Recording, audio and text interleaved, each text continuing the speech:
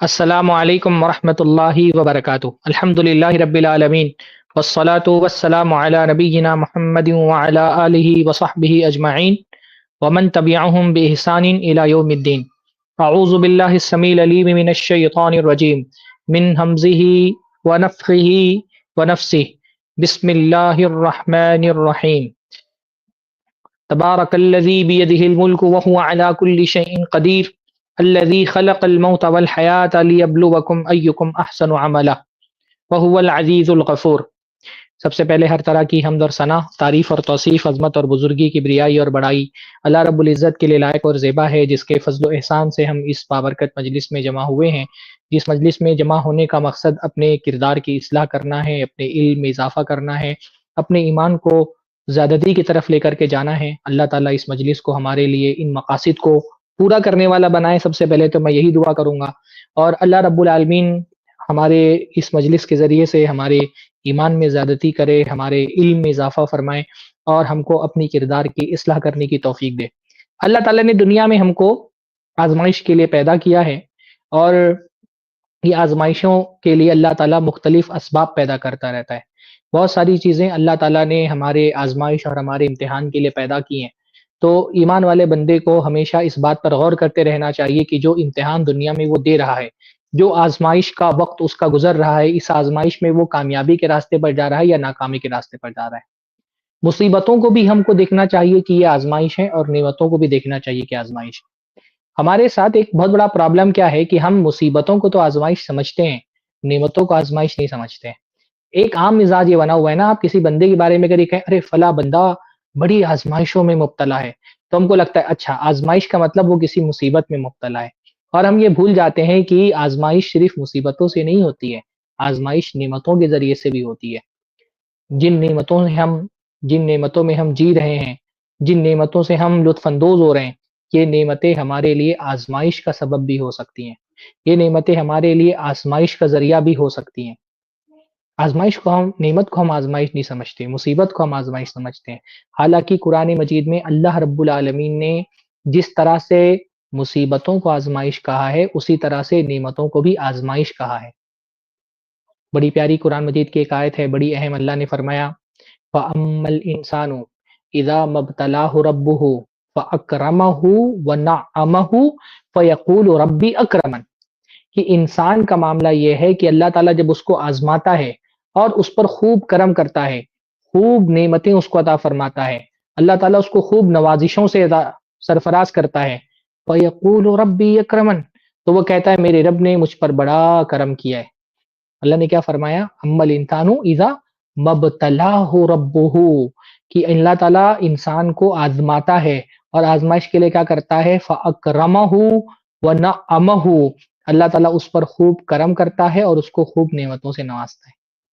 अल्लाह ताला ने आज़माइश नेमतों को बताया कि नेमतें भी आज़माइश होती हैं, जैसे कि मुसीबतें आज़माइश होती हैं। तो इस नेमत के बारे में ये बात नहीं भूलना चाहिए कि ये नेमतें जो अल्लाह ताला ने दी हैं, ये भी आज़माइश हो सकती हैं। बिलाशुबा सोशल मीडिया एक बड़ी नेमत है, जो हमको मैसर है। मैं एक पिछली मर्तबा भी मैंने ये बात कही थी, अभी भी ये बात कहता हूँ और इसको मैं महसूस भी करता हूँ कि ये अल्हम्दुलिल्लाह अल्लाह ताला ने एक बहुत बड़ा ज़रिया बना दिया है कि इस ज़रिए के ज़रिए से लोग आपस में एक-दूसरे से राब्ते में रहते हैं, एक-दूसरे से ताल्लुक इस्तवार करके रखते हैं। बल्कि मैं खुद जो है आप लोगों से एक सोशल मीडिया प्लेटफ़ॉर्म से मुख़ातब हूँ और मैं खुद अपने बारे में ये बात जानता हूँ कि बहुत बड़ी तादाद में अल्हम्दुलिल्लाह उलमा को पहचानने वाले लोग सोशल मीडिया से ही उनसे वाक़िफ़ हैं। बहुत सारे लोगों के लिए हिदायत का ज़रिया सोशल मीडिया बना है। खुद अभी मैं बहुत अपने वतन से बहुत दूर, यानी मैं इस वक़्त मध्य प्रदेश में एक छोटा-सा कस्बा है महिदपुर के नाम से, उज्जैन के करीब, उज्जैन ज़िला में, यहाँ मौजूद है। आज की मैं आपको एक अपना तजुर्बा ये बता रहा हूँ कि बहुत बड़ी तादाद में मस्जिद में खिताब के बाद अभी मैं बिल्कुल 1 डेढ़ घंटे का खिताब करके यहाँ पे हाज़िर हुआ हूँ। डेढ़ घंटा खिताब करने के बाद बहुत सारे लोग मुझको मिले जिनके चेहरों से मैं वाक़िफ़ नहीं था और मुझको सलाम कर रहे थे, हिम्मत अफ़ज़ाई कर रहे थे, मुझको हौसला अफ़ज़ाई मेरी कर रहे थे और सबने ही बताया कि हम यूट्यूब पर आई प्लस पर आपके प्रोग्राम सुनते हैं, आपसे मुलाकात का आज मौका मिला है। तो मैं बिलाशुबा सोशल मीडिया एक बहुत बड़ी नेमत है। यूट्यूब है, फ़ेसबुक है, इंस्टाग्राम है, इसको अगर बंदा सही तरीके से इस्तेमाल करे तो ये बहुत बड़ी नेमत और बल्कि हमारे जन्नत में जाने का सबब भी बन सकता है। लेकिन ये नेमत एक तरह से हमारे लिए आज़माइश भी है। अगर इसका इस्तेमाल हमने गलत किया तो ये रहमत की बजाय हमारे लिए ज़हमत बन सकता है। ये हमको जन्नत की तरफ भी ले जा सकता है, जहन्नम की तरफ भी ले जा सकता है। इसलिए इंसान को अपने सोशल मीडिया के मामले में भी इस बात का फ़िक्रमंद होना चाहिए कि मेरा जो सोशल मीडिया का इस्तेमाल है, ये इस्तेमाल मुझे जन्नत की तरफ लेकर के जा रहा है या जहन्नम की तरफ लेकर के जा रहा है। ये जो सोशल मीडिया को मैं इस्तेमाल कर रहा हूँ, तो ये सोशल मीडिया का इस्तेमाल मेरे लिए मेरी मग़फ़िरत का, अल्लाह रब्बुल आलमीन के यहाँ मेरी बख़्शिश का सबब बन रहा है, या फिर ये कि सोशल मीडिया का इस्तेमाल मेरे लिए तबाही का सबब बन रहा है, बर्बादी का सबब बन रहा है। ये समझना बहुत ज़रूरी है कि एक ईमान वाला बंदा, जैसा कि मैंने पिछली बार कहा था कि एक ईमान वाला बंदा इस बात के लिए फ़िक्रमंद रहता है कि दुनिया की जो ज़िंदगी है वो उसके ज़रिए से अपनी आख़िरत बना रहा है या अपनी आख़िरत को तबाह कर रहा है। एक मुसलमान का सोशल मीडिया भी मुसलमान होना चाहिए। मुसलमान जो है ना, वो जब कामिल मुसलमान होता है तो उसकी ज़िंदगी की हर शय उसके इस्लाम के रंग में रंग जाती है। हाँ, जो अल्लाह ने फरमाया ना, सिब्गतल्लाह व मन अहसनु मिनल्लाहि सिब्गा व नहनु लहू आबिदून।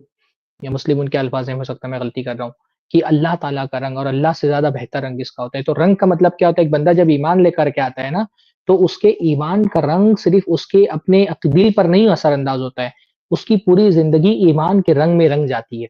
उसकी हर शय मुसलमान हो जाती है। एक बंदा जब दीनदार होता है ना, उसकी हर शय दीनदार होनी चाहिए। जो मैं बोल रहा हूँ उसको समझिए। एक मुसलमान, सिर्फ़ उसका दिल मुसलमान नहीं होता, उसका दिमाग भी मुसलमान होता है, उसके कपड़े भी मुसलमान हो जाते हैं, उ उसके ताल्लुकात वाले लोग भी मुसलमान हो जाते हैं। जो ईमान का एक असर होता है ना, वो सिर्फ़ इंसान के दिल पर नहीं होता है, वो उसके अख़लाक पर भी होता है, उसके मामलात पर भी होता है। नेक आदमी का कपड़ा भी नेक होता है, उसका चश्मा भी नेक होता है, उसकी टोपी भी नेक होती है, उसका जूता भी नेक होता है, उसके हाथ-पैर भी नेक होते हैं, उसके बीवी-बच्चे भी नेक होते हैं। हत्ता कि उसके इर्द-गिर्द जो बेजान चीज़ें होती हैं ना, वो भी नेक हो जाती हैं। सालेह आदमी के हाथ में बेजान चीज़ें भी आती हैं ना, वो भी सालेह उसको बना देता है। जो अल्लाह के में फरमाए ना, निअम्मा बिल मालिस सालिह लिर्रजुलिस सालिह, कि सालेह आदमी का माल भी सालेह होता है। तो माल क्या है? माल तो बेजान चीज़ है ना, पर नेक आदमी जब हो जाता है ना, तो अपने माल को भी नेक बना देता है, उसका माल भी नेक बन जाता है। माल तो बेजान चीज़ है, पर नेक आदमी के हाथ में माल आता है ना, तो उस माल को भी वो नेक बना देता है। उसके ज़रिए से वो सदका खैरात कर रहा है, मस्जिदें बनवा रहा है, मदरसे तामीर कर रहा है, गरीबों की मदद कर रहा है, फ़कीरों का सहारा बन रहा है, उसका बेजान माल भी नेक बन जाता है। तो ऐसे ही एक मुसलमान का फ़ेसबुक भी नेक होता है, उसका इंस्टाग्राम भी नेक होता है, उसका यूट्यूब चैनल भी नेक होता है, उसका व्हाट्सएप भी नेक होता है, उसकी गूगल क्रोम की हिस्ट्री भी नेक होनी चाहिए। ऐसी नहीं होनी चाहिए कि जिसको देखने के बाद डिलीट करना पड़े। उसका पूरा मोबाइल नेक हो जाता है। अगर एक आदमी नेक है ना, तो उसका मोबाइल भी नेक होना चाहिए। मेरे दोस्तों, मेरे भाइयों, मेरी बहनों, आप बताओ, आपका मोबाइल नेक है या बुरा है? सालेह है या बेदीन है? फासिक फाजिर है या मुत्तकी और परहेज़गार है? आपका ये जो मोबाइल है ना, जो आप तन्हाई में इस्तेमाल करते हैं, आप इसकी हिस्ट्री डिलीट कर सकते हैं। और ये आपके कंधों पे जो फरिश्ते बैठे हुए हैं ना, ये भी एक हिस्ट्री लिख रहे हैं। ये जो है ना, कंट्रोल और डिलीट मारने से डिलीट नहीं होगी। हाँ, ये लिखी जा रही है। वो कंप्यूटर वाली ब्राउज़र की हिस्ट्री डिलीट हो जाएगी। यूट्यूब की हिस्ट्री डिलीट कर सकते हैं। चैट की हिस्ट्री डिलीट कर सकते हैं। व्हाट्सएप की हिस्ट्री डिलीट कर सकते हैं। और कंधों पर बैठे जो फरिश्ते लिख रहे हैं, इनकी हिस्ट्री डिलीट करने की ताकत है। ये लिखा जा रहा है। और ये जो लिखा जा रहा है, ये सिर्फ़ लिखा नहीं जा रहा है। ये क़यामत के दिन आपके हाथ में पकड़ा दिया जाएगा और आपसे कहा जाएगा, इक़रा किताबक कफ़ा बिनफ़्सिकल यौमा अलैका हसीबा। पढ़ लो अपनी किताब। लो अपनी किताब पढ़ो, कफ़ा बिनफ़्सिकल यौमा हसीबा। आज हिसाब करने के लिए तुम खुद काफ़ी हो। तुम खुद देख लो तुमने क्या लिखा है। एक-एक क्लिक लिखा जा रहा है आपका। एक क्लिक आपका लिखा जा रहा है। ये क्लिक भी एक अमल है ना? ये जो आप क्लिक करते हैं, ये भी एक अमल है ना? एक-एक क्लिक आपका कहाँ-कहाँ आप क्लिक कर रहे हैं, लिखा जा रहा है। कहाँ-कहाँ आप टैप कर रहे हैं, लिखा जा रहा है। और एक-एक क्लिक का हिसाब देना है अल्लाह ताला के यहाँ। एक-एक क्लिक का हिसाब देना है अल्लाह ताला के यहाँ। ये सोच करके रखिए। अल्लाह ताला आपसे जब आपके आमाल के बारे में पूछेगा, तो क्लिक करना, टैप करना, टाइप करना, देखना, सुनना, जितनी भी चीज़ें मोबाइल से वाबस्ता हैं, ये सारा आपका अमल है। कल क़यामत के दिन ये सोच कर के मोबाइल इस्तेमाल करें कि क़यामत के दिन इस मोबाइल का एक एक इंटरेक्शन, इसके बारे में आपसे सवाल होगा। एक लाइक के बारे में भी आपसे सवाल होगा। एक गलत चीज को अगर आप लाइक कर रहे हैं ना, उसके बारे में भी अल्लाह का जवाब देना पड़ेगा। एक शेयर के बारे में भी आपसे सवाल होगा। एक रिएक्शन के बारे में भी आपसे सवाल होगा। मोबाइल के मामले को हल्का मत जानिए। ये मौजू कोई ऐसा आम सा मौजू नहीं मेरे भाई, क्योंकि हमारी जिंदगी का एक बहुत बड़ा हिस्सा आज के दौर में मोबाइल ने कैप्चर किया हुआ है। जिंदगी का एक बहुत तवील जो है ना सिलसिला मोबाइल का है। आज के दौर में तो हम ये देख रहे हैं ना, जितना वक्त हम मोबाइल को देते हैं उतना अपनी बीवी को नहीं दे पाते, उतना अपने बच्चों को नहीं देते, अपने वालिदैन को नहीं देते, अपने रिश्तेदारों को नहीं देते, पड़ोसियों को नहीं देते, अल्लाह ताला को उतना वक्त नहीं देते हम। जितना वक्त आज के दौर में हम मोबाइल को दे रहे हैं, उतना वक्त तो हम अल्लाह ताला को भी नहीं देते हैं। नमाज पढ़ने में उतना वक्त नहीं लगाते, कुरान पढ़ने में उतना वक्त नहीं लगाते, जितना वक्त हम मोबाइल में लगा रहे हैं। जो पढ़ रहे हैं उसका भी अल्लाह के यहाँ जवाब देना है, जो लिख रहे हैं उसका भी अल्लाह ताला के यहाँ जवाब देना है, जो बोल रहे हैं मोबाइल पर उसका भी अल्लाह ताला के यहाँ जवाब दे रहे हैं, जो देख रहे हैं उसका भी अल्लाह ताला के यहाँ जवाब देना है।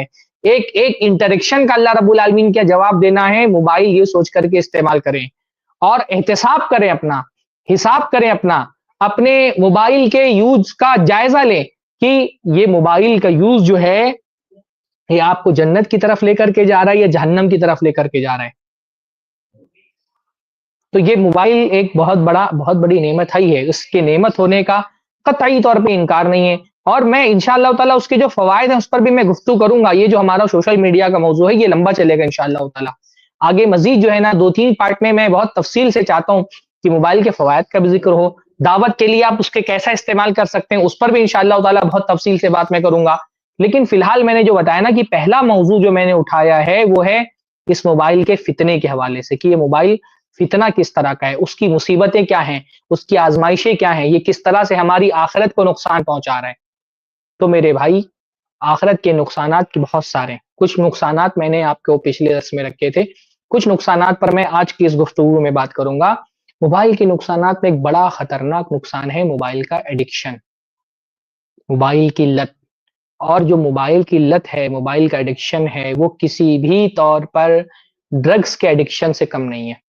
ये जो मोबाइल की लत लगती है, सोशल मीडिया की लत लगती है, ये किसी भी तौर पे जो ड्रग्स की लत होती है ना, उससे किसी भी तौर पे कम नहीं है। ये अलग बात है कि ड्रग्स की जिसको लत लगती है ना, वो अपनी लत को पहचानता है। जो सिगरेट पीने का आदी हो जाता है, उसको पता है कि सिगरेट की लत एक बुरी लत है और मैं इस लत का शिकार हो चुका हूँ। जो ड्रग्स ले रहा है, उसको पता है कि ड्रग्स की लत एक बुरी लत है जिसका मैं आदी हो चुका हूँ। मोबाइल की लत में सबसे खतरनाक बात यह है कि मोबाइल की लत में पढ़ने वाला बंदा उसको खुद नहीं पता होता है कि मैं मोबाइल की लत का शिकार हो गया हूँ, मुझको मोबाइल का नशा हो गया है, मैं सोशल मीडिया के एडिक्शन का शिकार हो गया हूँ। ये हमें से बेशतर लोगों को नहीं पता होता है।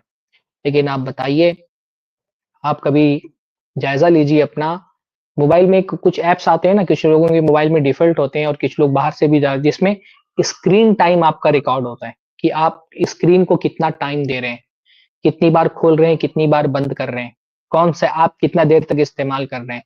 जो मोबाइल के साथ आपका जो बिहेवियर है और इंटरेक्शन है, उसको वो बाकायदा डेटा की शक्ल में आपको दिखाता है। अगर आप मोबाइल इस्तेमाल करते हैं तो मैं आपको सख्ती के साथ ये रिकमेंड करूंगा कि अपने मोबाइल में इस किस्म का ऐप डाउनलोड करें। अगर बाय डिफॉल्ट आपके पास मौजूद है तो उसको एक्टिव करें और अपने मोबाइल की इस्तेमाल का जायजा लें कि आप दिन भर में मोबाइल को कितना वक्त देते हैं। बहुत सारे नौजवान 7 घंटा, 8 घंटा, 12-12 घंटा मोबाइल पे लगे हुए होते हैं। 12 घंटा मोबाइल, 24 घंटे में 12 घंटा मोबाइल पे लगे हुए होते हैं। 6-7 घंटा नॉर्मली इंडिया में मोबाइल के यूसेज का जो नॉर्मल एवरेज है ना, नॉर्मल इसलिए मैं बोल रहा हूँ कि ओवरऑल मिला करके नॉर्मली 7 से 8 घंटा लोग मोबाइल इस्तेमाल करते हैं। एक दिन में 150 से 200 मर्तबा हम अपना मोबाइल खोलते और बंद करते हैं। हमको अंदाजा नहीं होता है। मैंने इससे पहले भी आपको बताया था ना कि इंस्टाग्राम के बारे में बाज़ लोगों ने जो है ना सर्वे किया, नौजवानों से पूछा कि आप कितना दिन इंस्टाग्राम इस्तेमाल करते हैं? तो उन्होंने कहा कि आधा घंटा। जब उनका मोबाइल चेक किया गया, स्क्रीन टाइम देखा गया तो पता चला कि एक-एक नौजवान 7-7, 8-8 घंटा इंस्टाग्राम पे लगा हुआ है। मोबाइल पे असल में जो वक़्त जाता है वो पता नहीं चलता है ना, ख़ास तौर पे ये टिकटॉक के ज़माने में जो रील्स का ज़माना है, शॉर्ट्स का ज़माना है, उसमें ये होता है कि इंसान बढ़ाए जा रहा है, बढ़ाए जा रहा है, बढ़ाए जा रहा है, उसको वक़्त का अंदाज़ा नहीं होता। बल्कि मैं आपको एक तजुर्बा बताता हूँ, जो आप बढ़ाते हैं ना, कभी-कभी आप उसको पीछे करें। तो आपको पता चलेगा कि कितने शॉट्स आपने देख लिए, कभी हिस्ट्री कंगाल करके देखें अपनी। कहीं आप भी उन लोगों में से तो नहीं हैं जो मोबाइल की लत का शिकार हो गए। अच्छा, मोबाइल के एडिक्शन की कुछ अलामतें होती हैं, वो अलामतें आप देखिए आपके अंदर पाई जाती है कि नहीं पाई जाती है। जैसे मोबाइल के एडिक्शन की एक अलामत ये है ना कि इंसान सोने के पहले सबसे लास्ट काम जो करते हैं वो मोबाइल देखना है। अगर आपकी इसकी आदत है कि आप जब तक के जैसे ही बिस्तर पे आए फौरन आप सोचते हैं लाओ मोबाइल देखता हूँ। और होता क्या है कि इंसान सोचता है कि नींद नहीं आ रही है, 5 मिनट के लिए मोबाइल देखूँगा और फिर नींद आ गई तो सो जाऊँगा। हमको ये पता नहीं होता ये जो इसकी रेज़ेज़ होती हैं ना, जो ये लाइट्स होती हैं, ये लाइट्स हमारी नींद में खलल डालती हैं। सोते वक़्त मोबाइल देखना, ये इंसान की नींद में खलल का सबब बनता है। सोते वक़्त बिल्कुल मोबाइल नहीं देखना चाहिए। पर इंसान सोचता है नींद नहीं आ रही है, तो लाओ मोबाइल देखूँगा नींद आ जाएगी। मोबाइल देखने से नींद नहीं आती मेरे भाई, मोबाइल देखने से नींद और खराब हो जाती है। इंसान की जो स्लीप क्वालिटी है ना उसको खराब करता है। ये जो स्क्रीन है इससे जो कलर्स निकलते हैं ना, ये जो लाइट्स होती हैं, ये लाइट्स इंसान की नींद की क्वालिटी को खराब करती हैं। पर इंसान बोलता है लाओ 5 मिनट देख लो मोबाइल।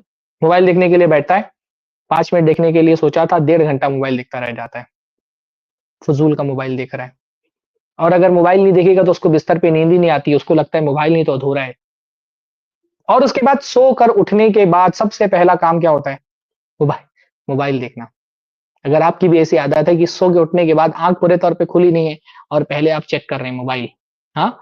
मोबाइल चेक किया और अधूरी आँख से पहले उठा करके पहले नोटिफ़िकेशन देख रहे हैं, व्हाट्सएप पे पहले चेक किया, फिर इंस्टाग्राम पे देखा कितने लाइक्स आए हैं, क्या-क्या कमेंट आए हैं, फिर फेसबुक पर देखा, फिर सारे ऐप चेक करने के बाद फिर जाकर के आप उठ रहे हैं। अगर ये आपका मिज़ाज है ना, तो आप मोबाइल को इस्तेमाल नहीं कर रहे, मोबाइल आपको इस्तेमाल कर रहा है। आप मोबाइल की लत के शिकार हो चुके हैं। अगर आपका मिज़ाज ऐसा है कि बैटरी जैसे ही 20% नीचे आती है, आप घबरा जाते हैं, डर जाते हैं, चार्जर तलाश करने लगते हैं, कहाँ चला गया? हाँ? मोबाइल की बैटरी के लो होते ही अगर आपका अपना बीपी लो होने लगता है ना, इसका मतलब आप मोबाइल की लत के शिकार हैं। अगर इंटरनेट थोड़ी देर के लिए चला जाए तो आपकी दिल की धड़कनें बढ़ जाती हैं, तो इसका मतलब आप मोबाइल की लत का शिकार हैं।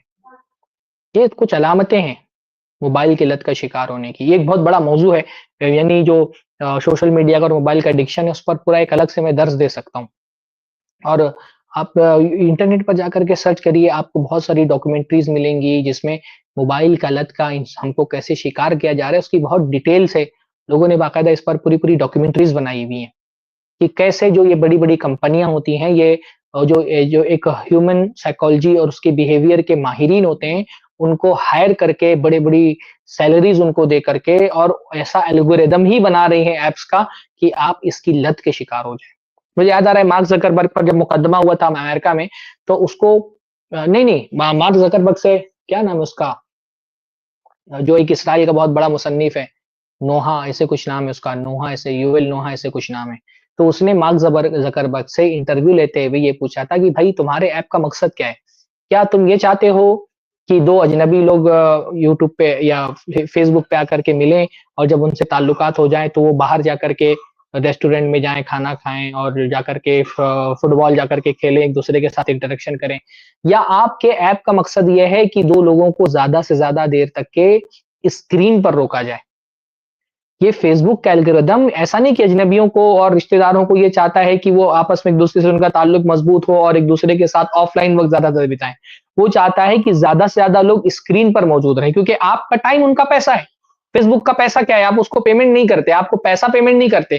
फ़ेसबुक को आप अपना टाइम देते हैं, आपका टाइम ही उसका पैसा है। तो उसका पूरी कोशिश ये होती है कि पहले तो आप पर कब्ज़ा करके आपको लेकर के आए, फ़ेसबुक, इंस्टाग्राम ये आपको लेकर के आएँ और जब एक मर्तबा आप फ़ेसबुक, इंस्टाग्राम तक पहुँच जाएँ, तो फिर आपको यहाँ से जाने ना दें। अपनी स्क्रीन में आपको कैद करना चाहते हैं, उसके लिए आपको जाल बिछाते हैं और आप आसानी से उस जाल के शिकार हो जाते हैं। तो ये बदतरीन किस्म का एडिक्शन है, जिसके बहुत सारे नौजवान शिकार हैं। बगैर इंटरनेट यानी हम बगैर खाना खाए तो 12 घंटे ज़िंदा रह सकते हैं, बगैर इंटरनेट के हम 2 घंटे नहीं ज़िंदा रह पाते हैं। बेचैनी होती है, हमारी साँस फूलने लगती है। सबकी बात नहीं कर रहा लेकिन बहुत बड़ी तादाद जो हमारी जनरेशन है और हमारे से नीचे वाली पीछे वाली जनरेशन है उसकी बहुत बड़ी तादाद उसके लिए खाना-पानी से ज़्यादा इंटरनेट अहम हो गया है। वो खाना-पानी के बगैर 12 घंटे गुज़ार सकते हैं, इंटरनेट के बगैर वो 2 घंटा नहीं गुज़ार सकते हैं। थोड़ी देर के लिए अगर इंटरनेट चला जाए बल्कि दे बीच में देखा मैंने जियो का सम सिम जो है वो उसका काम करना बंद हो गया तो ऐसे लग रहा था कि लोग गूंगे बहरे हो गए। इतना बेचैन हो जाते हैं हम। तो अगर आप इस लत के शिकार हो गए तो इससे बाहर निकलिए, सोशल मीडिया की इस लत से बाहर निकलिए। इंशाल्लाह इस पर कभी मैं तफ़सील से गुफ्तगू करूँगा। बेसिक चीज़ें मैं आपको बताता हूँ। अगर आप इस ज हर ले लत की जो है ना एक लेवल होता है। तो इसलिए सबसे पहले तो ये ज़रूरी है कि आप ये देखें कि आप सोशल मीडिया एडिक्शन के किस लेवल के शिकार हैं। एडिक्शन का जो लेवल होगा उसी के हिसाब से ना आपको ट्रीट करना पड़ेगा अपने आप को। अगर इस एडिक्शन का लेवल बहुत ज़्यादा है तो सबसे पहले तो अपने आप को मोबाइल फ्री कर दें। आप बाज़ सूरत-ए-हाल ऐसी होती है कि एडिक्शन इस दर्जे पे चला गया होता है कि उसका इलाज यही होता है कि इंसान से मल्टीमीडिया मोबाइल ले लिया जाए। ठीक है, आपको राब्ते की बहुत ज़रूरत है। सस्ते से आजकल नोकिया का फ़ोन आते हैं ना, बातचीत करने के लिए वही फ़ोन रखिए अपने पास। बल्कि अगर आप लत के शिकार भी नहीं है ना, तो जो हम ये यानी जो टेक्नोलॉज़ी है ना, उसने हमारे साथ एक बहुत बड़ा और खेल क्या किया है कि हमको नेचर से बहुत दूर कर दिया है। पहले हमारे हमारे बचपन में ये होता था ना कि माँ-बाप मार करके घर पे भेजते थे कि घर पे जाओ। अब हमारे यहाँ बच्चे घर से बाहर ही नहीं निकलते हैं, उनको मार करके मैदान में भेजना पड़ता है। नेचर से दूर कर दिया टेक्नोलॉज़ी ने हमको। तो अगर आप बहुत लत के शिकार भी नहीं है ना, तो कम से कम हफ्ते में 1 दिन ऐसा टेक फ्री रखिए बिल्कुल अपने आप को। मोबाइल, टीवी, यूट्यूब हर चीज़ से दूर रखिए। बच्चों के साथ, दोस्तों के साथ आउटिंग पर जाइए, घूमने जाइए, किसी पुरफ़िज़ा मकाम पर जाइए, पिकनिक पर जाइए अपने दोस्तों के साथ और मोबाइल छोड़ कर के जाइए घर पे। क्योंकि मोबाइल लेकर के जाते हैं, मैं देख रहा हूँ कि इंसान फ़ितरत के हसीन मनाज़िर से फ़ायदा उठाने के बजाय सीधा ये मोबाइल बनाने लगता है। हाँ, हमारे यहाँ लोग बोलते हैं गेट टुगेदर के लिए ढाबे पे जा रहे हैं खाना खाने के लिए और ढाबे पे पहुँच रहे हैं कि दोस्तों के साथ वक़्त बिताएँगे और जैसे ढाबे पे पहुँच रहे हैं, मैं देखता हूँ आजकल ढाबों पे कभी खाना खाने जाने होता है कि 5 लोग 10 लोग बैठे हुए हैं ढाबे पे, सब अपने-अपने मोबाइल में लगे हैं। तो ये कौन-सा गेट टुगेदर है भाई? हाँ, कि साथ में आए हैं इसलिए कि साथ में बैठ के एक-दूसरे से बात करेंगे और सब अपने-अपने मोबाइल पे लगे हुए हैं। कोई खूबसूरत चीज़ दिख रही है, बजाए जो है ना उससे लुत्फ़ अंदोज़ होकर के और उस पूरे लाइव मनाज़िर को अपने जज़्ब करने का और उससे अपने दिलो-दिमाग को राहत पहुँचाने का फ़ौरन मोबाइल निकाल लेते हैं, बनाना शुरू कर देते हैं फ़ोटो। तो मोबाइल ने हमको नेचर से बहुत दूर कर दिया है। तो अगर आप लत के शिकार नहीं भी हैं ना, तो कम से कम हफ़्ते में 1 दिन या कम से कम महीने में 1 दिन टेक फ्री दिन होने चाहिए वो। टेक्नोलॉज़ी से दूर रह करके जो नेचर है ना, उससे लुत्फ़ अंदोज़ हों। और अगर लत का शिकार हो गए तब तो मोबाइल से दूर हो जाएँ, तौबा कर लें, छोड़ दें मोबाइल को। मेरी अपनी दावती मजबूरियाँ नहीं होती तो मैं खुद अपने बारे में सोचता हूँ कि मैं मल्टी मोबाइल फ़ोन यूज़ ही नहीं करूँ, ये जो मल्टीमीडिया फ़ोन होते हैं, इनको यूज़ ही नहीं करूँ मैं। तो बाज़ अगर लत बहुत शदीद है ना, तो कुछ दिन के लिए मोबाइल इस्तेमाल करना छोड़ दें। यानी ये मोबाइल हम बहुत सारे लोगों को नफ़्सियाती मरीज़ बना देता है। बहुत सारे लोगों को मैं देखता हूँ टेंशन में रह रहे हैं, क्यों? फ़ेसबुक में फलाँ ने ये लिख दिया, व्हाट्सएप पे किसी ने ये लिख दिया, इंस्टाग्राम पे किसी ने ये कमेंट कर दिया। ये कमेंट और ख़ास तौर पे ट्रोलिंग के इस दौर में जो ट्रोलिंग होती है, जो मज़ाक उड़ाने वाले होते हैं, इस्तेज़ा करने वाले होते हैं, इंसान अपनी पोस्ट को लेकर के टेंशन में है। अब आप सोचिए, सोशल मीडिया आपकी ज़िंदगी में है भी, तो सोशल मीडिया का रोल सिर्फ़ 5% होना चाहिए ज़िंदगी के अंदर। पूरी ज़िंदगी सोशल मीडिया को मत बना दें कि आप दिन-रात खाली ये सोच रहे हैं कि क्या लिखना है, कौन-सी फ़ोटो डालना है, फलाँ ने ये कमेंट क्यों कर दिया, उसके कमेंट का ये जवाब देना है, जा कर के लड़ना है जा कर के लोगों को। बाज़ लोगों को मैंने देखा है ना कि माशाअल्लाह फ़ेसबुक पे, यूट्यूब पे बहस करने के लिए इतना इल्म, तहकीक, इतना मगजमारी कर रहे हैं। अपनी स्कूल में, अपने सब्जेक्ट में कामयाब होने के लिए उतना नहीं पढ़ा था, जितना किसी रैंडम इंसान से यूट्यूब पर या फ़ेसबुक पर बहस करने के लिए पढ़ रहा है वो। पूरा रिसर्च कर डालते हैं पूरी। फ़ेसबुक पे लड़ाई करने के लिए, इंस्टाग्राम पे लड़ाई करने के लिए, यूट्यूब कमेंट्स में लड़ाई करने के लिए। उतनी मेहनत उसने अपने बोर्ड के एग्ज़ाम में अपने किसी पेपर पे देने के लिए नहीं की थी, जितनी मेहनत वो किसी एक अनजान आदमी से लड़ने के लिए फ़ेसबुक पर और यूट्यूब पे कर रहा है। हमारे प्रोग्राम होते देखता हूँ ना मैं, जो लाइव उसमें चलता रहता है लोगों का झगड़ा। तो अगर सोशल मीडिया आपकी ज़िंदगी में तो क्या है भाई? ये 2% 3% बहुत ज़्यादा 5% आपकी ज़िंदगी का हिस्सा है। पूरी ज़िंदगी उसको मत बना लीजिए अपनी। तो अपने आप को दूर रखिए। अगर बहुत शदीद, अगर उतनी शदीद नहीं है, आपकी लत उतनी शदीद नहीं है, एडिक्शन उतना आपका गहरा नहीं है, तो भी सँभाल करके इस्तेमाल कीजिए। हाँ? अगर आपकी लत है और उतनी गहरी नहीं है, तो कम से कम क्या करिए, फ़ेसबुक, इंस्टाग्राम ये सारे जो ऐप्स हैं, इसको अनइंस्टॉल करिए। ठीक है, आपको यूज़ करना है, क्रोम में जाकर के यूज़ कर लीजिए, किसी ब्राउज़र में जाकर के लॉगिन कर लीजिए। क्योंकि ब्राउज़र का जो एल्गोरिदम होता है, वो ऐप के एल्गोरिदम से अलग होता है। ऐप का जो एल्गोरिदम होता है, वो ज़्यादा आपको शिकार बनाता है। वो ज़्यादा यानी एक्सेस क्योंकि उसमें आसान होता है ना, जितना ही ज़्यादा एक्सेस आसान होगा, लत आपकी उतनी बढ़ती जाएगी। इसलिए सोशल मीडिया की लत से छुटकारा हासिल करने का तरीका क्या है? ये जो ईज ऑफ एक्सेस है ना, इसको खत्म कर दीजिए। मुश्किल बनाइए अपने सोशल मीडिया तक पहुंचने को, मुश्किल बनाइए। ये आप कर सकते हैं इंशाअल्लाह ताला। मुश्किल बनाइए कि फेसबुक, इंस्टाग्राम, यूट्यूब इन तक पहुंचना मुश्किल बनाइए अपने लिए। और उसका एक तरीका क्या है? ये ऐप सारे अनइंस्टॉल करिए। ठीक है, कभी आपको इंस्टाग्राम यूज करना है, आप जाके ब्राउजर पे, अब ब्राउजर पे आप जाएंगे तो क्या होगा? आपको पहले जाकर के उसका लिंक का नाम डालना पड़ेगा, फिर उसके बाद नए सिरे से लॉगिन करना पड़ेगा, फिर लॉगिन, वो जो ऑटो लॉगिन होता है वो भी ऑप्शन खत्म कर दीजिए कि हर मर्तबा जब आपको इंस्टाग्राम इस्तेमाल करना हो आपको लॉगिन करना पड़े। जितना ईज ऑफ एक्सेस होगा ना उतना ही ये लत बढ़ती जाएगी। इसलिए जो ईज ऑफ एक्सेस है इसको खत्म करिए, मुश्किल बनाइए। अगर आप ऐप भी यूज कर रहे हैं ना, मैं अपना तरीका बताता हूँ। मुझे भी डर लगता है क्योंकि मेरे अपने दावती काम बहुत ज्यादा मोबाइल पर है, तो मैं उससे बिल्कुल छोड़ तो नहीं सकता हूँ। तो मैंने बास तरीके ऐसे अपनाए हुए हैं ना कि वो, जैसे एक ज़माने में मैं ये जो ऐप्स होते हैं ना, ऐप्स पे देखिए एक वो पासवर्ड आता है ना, जिस कभी-कभी वो आपके मोबाइल में, मेरे मोबाइल में बाय डिफ़ॉल्ट है, सिक्योरिटी में वो जो है ना ऑप्शन होता है कि ऐप को आप लॉक कर दें। तो जब भी आप ऐप को खोलेंगे, आपको पासवर्ड डालना पड़ेगा। ये एक ऑप्शन होता है मोबाइल्स में। तो आप यूँ करें ना, और अगर आप लत के शिकार हो या ना हो, ये बहरहाल आप करें, ताकि आप लत के शिकार ना हो जाएँ। प्रिकॉशन के तौर पे ये काम करें। क्या करें? आप जो है ना ऐप्स में जाकर के उसको लॉक कर दें और उसमें ये ऑप्शन डालें कि आपको ऐप खोलने के लिए एक पासवर्ड टाइप करना पड़ता है। अब पासवर्ड बहुत लंबा रखिए, पासवर्ड एकदम लंबा रखिए ताकि आपको ज़्यादा टाइप करना पड़े। जितना एक्सेस आप मुश्किल करेंगे ना, उतना इस बात का इम्कान रहेगा कि आप उसके शिकार ना हो। हाँ? जैसे एक ज़माने में मैंने पासवर्ड डाला हुआ था अपने इस तरह के फ़ेसबुक के और व्हाट्सएप के ऐप्स पर, यूट्यूब के ऐप्स पर मैंने डाला था कि वक़्त ज़ाये मत करो, टाइम ज़ाये मत करो। और उसमें भी मैंने क्या कर दिया था, टाइम में जैसे टी है तो वो कैपिटल में, फिर आई स्मॉल में, फिर एम कैपिटल में, फिर ई स्मॉल में। इतना लंबा मुझे टाइप करना पड़ता था ऐप खोलने के लिए, और उसमें भी जो है ना वो एक एक वर्ड कैपिटल में, फिर एक स्मॉल में, फिर एक कैपिटल में, फिर एक स्मॉल में। तो मुश्किल होता था जब आप, मुश्किल, वरना कभी कभी क्या होता है ना, आप अनकॉन्शियस, मतलब कॉन्शियसली नहीं, एक मिनट,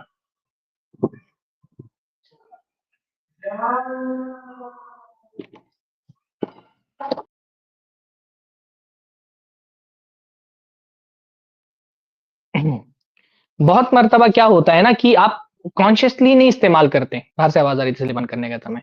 बहुत मर्तबा होता है ना कि आप बगैर चाहे हुए भी, आपको कुछ अंदाजा नहीं होता है, आपने मोबाइल उठाया है बीवी को फोन करने के लिए, अम्मी से बात करने के लिए उठाया, आपने किस मकसद से था आप भूल जाते हैं, आप चले आते हैं फेसबुक पर, आप चले आते हैं इंस्टाग्राम पर। हाँ, तो इसलिए क्या होना चाहिए कि आपको एक्सेस अपना मुश्किल करना चाहिए। या तो ऐप्स अनइंस्टॉल कर दें या तो ऐप्स पर ऐसे लंबे पासवर्ड लगा दें। हाँ, तो बहरहाल और भी तरीके इंशाअल्लाह ताला, कभी सोशल मीडिया के एडिक्शन पे मैं अलग से बात करूँगा तो उस पे बहुत तफ़सील से मैं गुफ्तगू करूँगा।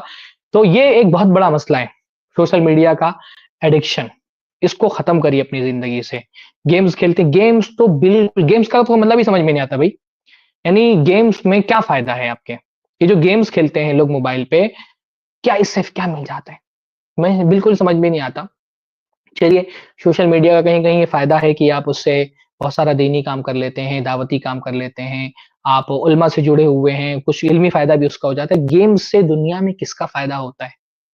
ये जो गेम्स का पबजी का एडिक्शन है, लोगों को बबल फोड़ने का एडिक्शन है, मैं देखता हूँ कि वो जो है वो आदमी बैठता है सीएसटी से और मुमरा आने तक की मैं देखता हूँ बबल फोड़ रहा है मोबाइल पे। अच्छा खासा समझदार आदमी, ये बबल फोड़ करके किसका फ़ायदा है? उम्मत का क्या फ़ायदा? आपके बबल फोड़ने से उम्मत को क्या फ़ायदा मिला? आपको क्या फ़ायदा मिला? उतना देर में आप एक पारा कुरान पढ़ सकते थे, जितना देर आपने बबल फोड़ने में लगा दिए।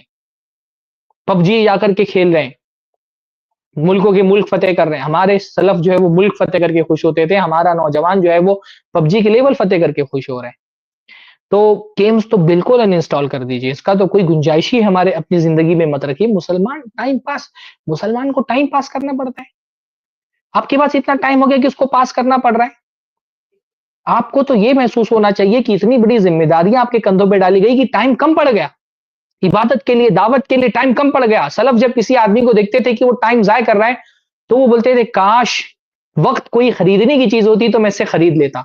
मैं ये जितने लोगों को देखता हूँ ना पबजी खेल रहे हैं और बबल फोड़ रहे हैं और दूसरे-दूसरे गेम्स में लगे हुए हैं, मैं सोचता था कि इनका वक़्त इतना ज़ाय कर रही है, वक़्त मुझे मिल जाता तो मैं उसका कोई सही इस्तेमाल कर लेता। कुछ पढ़ लेता, लिख लेता, कुछ सुन लेता। मैं कभी किसी मौजू पे तकरीर करने के लिए बैठता हूँ, अभी आज मैं जब जो है ना वो इस मौजू पे मुझे कुछ 2-4 वीडियोज़ थे डॉक्यूमेंट्री की शक्ल के वो देखने थे, लेकिन मुझे टाइम नहीं मिल सका। तो आपके पास टाइम कैसे आ गया एक्स्ट्रा जो आपको ज़ाया करना पड़ रहा है, जो पास करना मुसलमान के पास एक्स्ट्रा टाइम है जिसको पास करना पड़ रहा है, उसको तो लगना चाहिए कि ये ज़िंदगी बहुत कम है अल्लाह ताला को राज़ी करने के लिए, काश ऐसी और 2-4 ज़िंदगियाँ होती तो मैं अपने रब को राज़ी कर ले जाता।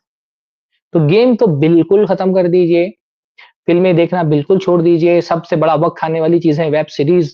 हाँ, लोग 4-4 5-5 सीज़न देखते हैं, उसपे देखने के बाद रिव्यू लिख रहे हैं जाकर के फ़ेसबुक पे, इंस्टाग्राम पे लाकर बाकायदा बता रहे हैं।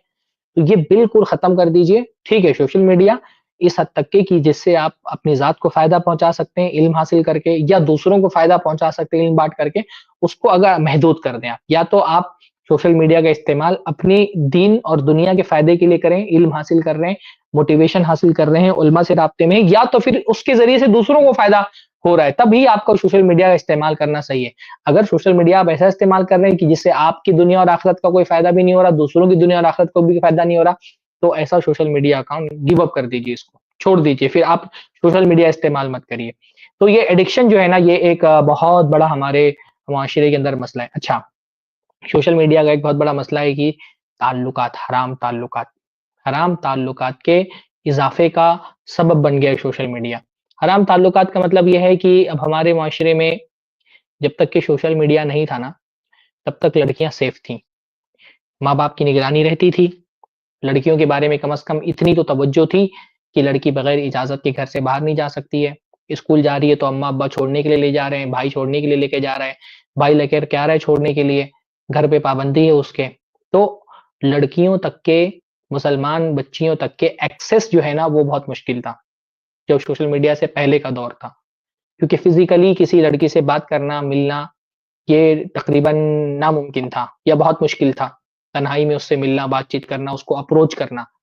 सोशल मीडिया ने क्या किया है कि एक कुँवारी लड़की से एक्सेस आसान बना दिया है, लड़कियों से, ख़वातीन से ताल्लुक और राब्ता जैसे वो राब्ते की सहूलत देता है ना, तो ये राब्ता कभी जायज़ भी होता है, कभी नाजायज़ भी होता है। तो ये जो राब्ता है ना, ये राब्ते को आसान कर दिया है, तो इससे जायज़ राब्ते तो आसान हुए, नाजायज़ राब्ते भी आसान हो गए ना। अब मोबाइल के ज़रिए से आदमी अपनी बीवी को भी राब्ता कर सकता है, अपनी माँ को भी राब्ता कर सकता है, अपनी गर्लफ्रेंड से भी राब्ता कर सकता है। तो राब्ते की इस आसानी ने क्या किया है, नाजायज़ ताल्लुकात, हराम ताल्लुकात को फ़रोग़ दिया है। अब होता ये है कि घर में माँ-बाप इस पर तो सख्ती रखते हैं कि लड़की बगैर इजाज़त के घर से बाहर नहीं जा सकती, दरवाज़े बंद हैं, घर से बाहर नहीं जा सकती है। अगर उसको घर से बाहर जाना है, अम्मा से, अब्बा से इजाज़त लेनी पड़ेगी, तन्हा नहीं जा सकती है। मैं शरीफ घरानों में जो शरीफ घराने नहीं जो है वो बेइज़्ज़त लोग हैं और जो कम इज़्ज़त लोग हैं उनकी बात नहीं कर रहा, पर शरीफ घराने में तो ये है कि लड़की एक वक़्त के बाद घर से बाहर नहीं निकल सकती है, घर से बाहर अकेली नहीं जा सकती है। कम से कम ये होता है कि छोटे भाई को साथ में भेजेंगे, तन्हा नहीं जा सकती है। तो इस किस्म की पाबंदियाँ तो हैं, पर उसके हाथ में मोबाइल दे दिए। तो मोबाइल घर से बाहर जाने पर पाबंदी लगा देना, लेकिन हाथ में आज़ादाना मोबाइल इस्तेमाल करने की इजाज़त दे देना, ऐसे ही है ना, जैसे आप चोर ना आ जाए घर के अंदर, तो आपने खिड़कियाँ सारी बंद कर दी हैं, कि चोर आ सकता है खिड़की से और दरवाज़ा खुला छोड़ दिया है। जो लड़कियों को आज़ादी दे कर के रखते हैं मोबाइल लेकर के हाथ में, कि तुम कैसा भी इस्तेमाल करो। हाँ, अलबत्ता इतनी नज़र रखते हैं कि लड़की घर से बाहर बगैर इजाज़त के नहीं जाएगी, तो दरवाज़े आपने खोल के छोड़ दिए हैं कि चोर आ जाए, खिड़कियाँ बंद कर दी हैं खिड़कियों से। भाई हाथ में मोबाइल है तो क्या है? दुनिया उसकी मुट्ठी में आ गई है। तो मोबाइल के दौर से पहले ये मसला इतना बड़ा होते थे तभी भी लोग ख़ुतूत भेजते थे, लेकिन उसके लिए बड़े पापा आशिकों को झेल बेलने पड़ते थे, अपना पैगाम-ए-मोहब्बत पहुँचाने के लिए। अब मोबाइल तो 2 कदम की दूरी पर है, 1 क्लिक की दूरी पर है और लड़कियाँ बेचारी मासूम होती हैं, भोली-भाली होती हैं, बहुत आसानी से फँस जाती हैं। हाँ, छोटा-सा कोई एक रिएक्शन देता है आदमी और उसके बाद वो रिएक्शन जो है वो चलते-चलते उसका उस रिएक्शन का रिएक्शन ज़िना तक के पहुँच जाता है। तो इसलिए भाई लड़कियों से ताल्लुक नाजायज़ ताल्लुक और राब्ता कायम करने का एक बहुत बड़ा ज़रिया सोशल मीडिया बन गया है, अपनी बच्चियों को इससे बचाइए। इस फ़ितने से अपने आप को भी बचाइए, लड़के भी अपने आप को बचाएँ, लड़कियाँ भी अपने आप को बचाएँ। ये बहुत बड़ा मसला है। अच्छा ये सिर्फ़ बेदीन लोगों का मसला नहीं, दीनदारों का भी मसला है ना कि वो भाई आएँगे सोशल मीडिया पे मैं और जो है वो लड़के आजकल मतलब लड़कियों का अकाउंट है नकाब-वकाब पहन करके और फलाँ मुस्लिमा और फलाँ मोमिना और फलाँ ये वो नाम से और लड़के जा कर के उनसे मैसेज पे जाकर के अस्सलाम वालेकुम बोल रहे हैं, मसले पूछ रहे हैं। यानी मुझको पता ये चला बाज़ ख़वातीन की तरफ से कि उन्होंने सवाल किया और कहा कि फलाँ एक लड़का है मेरे इंस्टाग्राम पे, उसने मुझसे मसला पूछा है। भई मैं लड़कों से पूछ रहा हूँ, ये दुनिया में सारे मुफ्ती मर गए हैं, तुमको सवाल करने के लिए इंस्टाग्राम की एक अजनबी लड़की मिली है, सारे मुफ्ती मर गए हैं। यहाँ पे सोशल मीडिया पे माशाअल्लाह हमारे दुक्तोर नसीम मदनी हफिज़हुल्लाह आई प्लस पे सुबह-शाम सवालों का जवाब देते हैं। इतने सारे उलमा करके सवालों का जवाब देते हैं। ये सब मर गए हैं, आपको सवाल करने के लिए वो एक कोई अजनबी सी लड़की मिली है इंस्टाग्राम पे, वही आपको दीन का मसला बता सकती है। क्या तरीका है ये? ये शैतान का फितना है। हाँ? ये पहले बहन से और आपा से बात शुरू होती है और फिर उसके बाद ज़िना पर जाकर के ख़त्म होती है। लड़कियाँ सोचती हैं सलाम कर लिया, अरे जवाब देना चाहिए। अगर जवाब नहीं दूँगी तो सोचेगा कितना रूड है, जवाब नहीं दे रहा है। हाँ? तो बात सलाम से शुरू होती है, फिर कलाम तक पहुँचती है और फिर ज़िना तक पहुँचती है। ज़िना एक ऐसा गुनाह है ना जो ऐसे ही अपने रास्ते तलाश करता है। वो जो एक शायर ने कहा है ना कि नज़रतुन फ़ब्तिसामतुन फ़सलामुन फ़कलामुन फ़मौइदुन फ़लिक़ाउन, कि पहले नज़रें मिलती हैं, फिर मुस्कुराहटों का तबादला होता है, फिर सलाम होता है, फिर कलाम होता है, फिर वादे होते हैं, डेट होती है, फिर मुलाकात होती है। तो इसकी शुरुआत यहीं से होती है। इसलिए लड़कियों को तो सोशल मीडिया नहीं इस्तेमाल करना चाहिए। आप इस्तेमाल भी कर रही हैं, अपनी पहचान छुपा करके इस्तेमाल करें। बल्कि मैं तो कहता हूँ ना, सोशल मीडिया पे लड़कियों का पर्दा ये है कि आप आदमियों के यूज़र नेम से इस्तेमाल करें। ठीक है, आपको उलमा से जुड़ना है, आपको जो सोशल मीडिया पे उलमा हैं, उनसे इस्तिफ़ादा करना है, तो आप मेल के नाम से अपनी आईडी बनाइए, किसी मर्द के नाम से अपनी आईडी बनाइए। क्योंकि लड़कों का मामला तो ऐसा हो गया है कि जहाँ पे कोई लेडीज़ आईडी दिखी, कोई लड़कियों की आईडी दिखी, भीड़ लगा लेते हैं। उसको छींक आ जाए तो अल्हम्दुलिल्लाह की कमेंट की बारिश कर देते हैं। हाँ? कितनी अजीब सूरत-ए-हाल है, लेकिन मैं देख रहा था कि इंस्टाग्राम पे लड़कियाँ नकाब में ही सही, नकाब में ही सही अपनी फ़ोटो डाल रही हैं। क्या ज़रूरत है आपको अपनी फ़ोटो डालने की भाई नकाब में? और वो नकाब में फ़ोटो डाल रही है, नीचे हमारे लड़के जाकर के माशाअल्लाह लिख रहे हैं। नीचे जाकर के माशाअल्लाह, सुभान अल्लाह की जो है ना वो नारे लगा रहे हैं जाकर के, जिस पे नऊज़ुबिल्लाह बोलना चाहिए, उस पे सुभान अल्लाह बोल रहे हैं। वो गुमराह की एक लड़की के बारे में वो अपने बॉयफ्रेंड के साथ वीडियोज़ डाल रही है, पता नहीं उसके घर वाले कैसे बेगैरत हैं। और नीचे लोग लिख रहे हैं माशाअल्लाह नाइस जोड़ी। वो अपने बॉयफ्रेंड वो जोड़ी अपने बॉयफ्रेंड के साथ फ़ोटो डाल रही है, नीचे हमारे लड़के माशाअल्लाह नाइस जोड़ी, अल्हम्दुलिल्लाह, अल्लाह सलामत रखे, उसको दुआएँ दे रहे। कितने बेगैरत हो गए, दीन की कितनी कमी हमारे माशरे में आ गई है। हाँ, तो ये बहुत बड़ा माशरे का ये बहुत बड़ा मसला है, हराम ताल्लुकात इससे इस्तवार हो रहे हैं। ये ज़िना का सबब बन रहा है और ये ज़िना सिर्फ़ मुसलमानों के दरमियान नहीं हो रहा है। ये जो अब आप औरत इतनी ज़्यादा अवेलेबल है ना फ़ेसबुक पे, इंस्टाग्राम पे, हर अपने ऐप पर, तो उससे राब्ता करने वाले सिर्फ़ मुसलमान नहीं होते हैं, काफ़िर भी उससे राब्ता कर रहे हैं। वो भी अप्रोच करते हैं और इतनी दीनी तरबियत नहीं है, मुसलमान लड़कियों के इर्तिदाद का, दीन से फिर जाने का एक बहुत बड़ा सबब सोशल मीडिया बन रहा है। तो ये अवेलेबिलिटी जो है ना लड़कियों की सोशल मीडिया पर, ये बहुत बुरी चीज़ है। वो आप हों भी, आपको कोई दीनी मसला पूछना है, अपने करीब के जो रिश्तेदार हैं, उनके ज़रिए से पूछवाइए। तन्हाई में जैसे अल्लाह के नबी सल्लल्लाहु अलैहि वसल्लम ने फरमाया ना, एक औरत और एक मर्द जब कमरे में तन्हा होते हैं, तो तीसरा शैतान होता है। ऐसे ही किसी चैट बॉक्स में जब एक अजनबी मर्द और औरत तन्हा होते हैं, तो बहुत इम्कान होता है, मैं नहीं कह रहा कि वही हुक्म होगा, क्योंकि वो तो हराम है बिल्कुल शरई तौर पे, लेकिन जब एक औरत और मर्द एक चैट बॉक्स में भी तन्हा होते हैं, तो शैतान तीसरा होता है, जो उसको फितने का शिकार करने की कोशिश करता है, हराम तरफ लेकर के जाता है उस मामले को। इसलिए लड़कियों को ख़ास तौर पे इस मामले में एहतियात करना चाहिए, लड़कों को भी एहतियात करना मैं लड़कियों की बात इसलिए कर रहा हूँ क्योंकि जो ज़िना वाला मामला होता है, बदकारी वाला मामला होता है ना, उसमें अगर लड़की अपने आप की हिफ़ाज़त कर ले जाए, तो लड़के को मौका ही नहीं मिलेगा।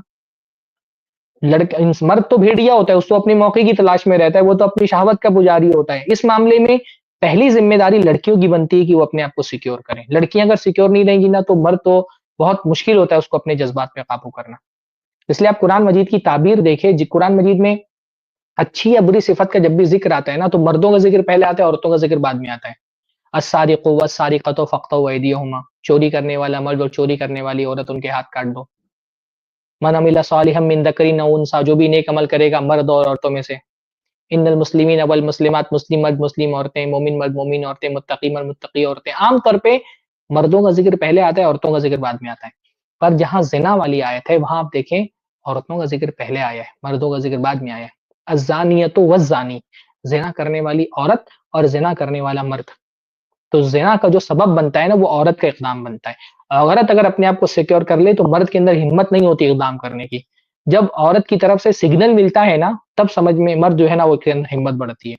औरत की जुर्अत से मर्द की हिम्मत बढ़ती है। औरत अगर अपनी ये जुर्अत कम कर दे, वो अपने आप को सिक्योर रखे ना, अल्लाह ने कुरान में हिजाब की हिकमत बयान करते हुए क्या फरमाया? ज़ालिका अदना अन युरफ़्न फला युज़ैन, कि जब औरत को पहचानी जाएगी कि वो शरीफ है, तो उसको लोग ईज़ा नहीं पहुँचाएँगे, फिर कोई मर्द उसकी तरफ हाथ नहीं बढ़ा पाएगा। तो इस मामले में ख़ास तौर पे लड़कियों को ख़ास ख़्याल रखना चाहिए। तो ये हराम ताल्लुकात का ज़रिया बना है, और हराम ताल्लुकात ना भी हो, तो एक बहुत बड़ा फ़ितना बेहयाई का ही है। बेहयाई का फ़ितना फैल रहा है। काफ़िरों की तरफ से जो बेहयाई हो रही है सोशल मीडिया पर, वो तो अपनी जगह पर है। जो नंगापन है, जो खुलापन है, जो एक लिबरलिज़्म की अलामत बन गया है आजकल, वो तो अपनी जगह पर है। ये मुसलमान लड़कियाँ बेहयाई, बेहया फ़हश वीडियो डाल रही हैं यूट्यूब पर, अपने चैनल का वो बढ़ाने के लिए। इन्फ्लुएंसर बनने की तो जैसे लगता है मुसलमानों में भीड़ लगी हुई है, लड़ाई या हर औरत, हर लड़की इन्फ्लुएंसर बनना चाह रही है। अलग-अलग तरीके उसके लिए अपना रही है। डांस कर के डाल रही है फिर, यानी वो मुसलमान औरत जिसकी हया का आलम ये होना चाहिए कि उसका बाप अगर उससे बोले बेटा तुम्हारी शादी फलां लड़की से लड़के से कराई जा रही है, बाप की ज़िम्मेदारी है ना कि वो शादी करने से पहले अपनी बेटी से इजाज़त ले। पर हदीस में क्या आता है? अल बिक्र तुस्तामर, बाकिरा लड़की, कुँवारी लड़की, उससे पूछा जाएगा, उसको बताया जाएगा तुम्हारी शादी फलां लड़के से कराई जा रही है।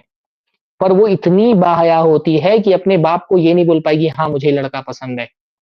हाँ, मुझे ये रिश्ता कबूल है। अलग में फरमाया इज़्नुहा सिमातुहा, उसका चुप रहना ही उसकी इजाज़त है, वो इतनी बाहया होती है। आप तसव्वुर कर सकते हैं, जिस कौम की लड़की की हया ये होनी चाहिए, वो अपने वीडियोज़ डांस के इंस्टाग्राम पे डाल रही है नाच करके। हाँ, नाच करके अपनी वीडियो डाली इंस्टाग्राम पे। जिस औरत की रोल मॉडल हज़रत फ़ातिमा है, हज़रत फ़ातिमा ने एक मर्तबा हज़रत अस्मा बिन्त अबी बकर से कहा कि मेरी बहन, मदीना में औरतों को कब्रिस्तान ले जाने का जो तरीका है, औरतों की मय्यत कब्रिस्तान में ले जाने का जो तरीका है, वो मुझे पसंद नहीं है। मैं नहीं चाहती हूँ कि मेरी मय्यत ऐसे लेके जाई जाए। क्या होता था कि जब औरत मर जाती थी, उसको गुस्ल-वुस्ल दे करके, कफ़न पहना करके चारपाई पे लिटा दिया जाता था। ऊपर से एक चादर डाल दी जाती थी, और चादर सिर्फ़ औरतों ही के जिस्म पे डाली जाती थी, मर्दों के जिस्म पे चादर नहीं डाली जाती थी। औरत को छुपाने के लिए कफ़न पहनाने के बाद ऊपर से चादर डाल दी जाती थी। अब लेकिन क्या है, चादर डाल दी गई है, चादर से क्या होता है, जिस्म तो छुप जाएगा, पर जिस्म की जो बनावट है, औरत मोटी है, दुबली है, लंबी है, नाटी है, वो जो उसका फिगर है, वो फिगर तो नहीं छुपेगा ना। और होता क्या है, कब्रिस्तान जब ले जाने जाते हैं, तो चारपाई को ऊपर उठाते हैं, पहले ताबूत नहीं होते थे ऐसे। तो चारपाई ऊपर उठाएँगे तो सबकी नज़र मय्यत के जिस्म पे पड़ेगी। तो फरमाया मुझे बहुत शर्मिंदगी होती है कि मेरी लाश इस तरह से लेकर के जाई जाए कब्रिस्तान में, कि मेरे जिस्म नहीं दिख रहा है, सिर्फ़ जो जिस्म की बनावट है, वो चादर के ऊपर से वो तो नहीं छुप सकती है ना, वो तो दिखेगी। कहा मुझे शर्मिंदगी होती है सोच करके कि मेरी लाश ऐसे ले जाई जाए, इतनी बहाया। तो हज़रत अस्मा ने कहा मैं तुमको वो तरीक़ा बताती हूँ जो मैंने हबशा में देखा था कि औरतें जब जो है उनको मय्यत हो जाती थी, तो उनकी कफ़न पहनाने के बाद उनकी लाश के ऊपर, चारपाई पे उनकी लाश रखी जाती थी, लाश के ऊपर खजूर के पत्ते रख दिए जाते थे बड़े-बड़े। फिर उन पत्तों के ऊपर चादर रखी जाती थी, तो उन पत्तों की वज़ह से जिस्म नहीं दिखता था, यानी जिस्म की बनावट चादर के ऊपर से ज़ाहिर नहीं होती थी। तो हज़रत फ़ातिमा ने ख़ुसूसी तौर पे हज़रत अस्मा को वसीयत की थी कि मेरी मौत हो जाए तो मुझको तुम कफ़न पहनाना, इसी तरीके पे पहनाना। इतनी मुसलमान औरत को इतना बाहया होना चाहिए। आज वो मुसलमान लड़की डांस कर रही है, फ़ेसबुक पे, इंस्टाग्राम पे। वो कोई अच्छा ज सिर्फ़ डांस की बात नहीं है, कुकिंग शो, खाना बना रही है, और खाने से ज़्यादा खुद सजी हुई है। खाना बनाना सिखा रही है, खुद लाली और मेकअप करके सारा अपने, और आगे दिखाने के लिए कि हलवा ऐसे बनाना चाहिए। खाने की बजाय अपने आप को दिखा रही है। अलग-अलग शोज़ चल रहे हैं, मेहंदी लगाना सिखा रही है, मेकअप करना सिखा रही है बेहया हो करके। हाँ, और सारे लोग उसको देख रहे हैं, औरतें भी देख रही है, मर्द भी देख रहे हैं। मुसलमान लड़की ऐसी बेहया नहीं हो सकती है। एक मुसलमान लड़की की सबसे कीमती शय उसकी हया होती है, उसकी इज़्ज़त होती है, उसकी इफ़्फ़त होती है, उसकी इस्मत होती है, वो उसकी हिफ़ाज़त करती है।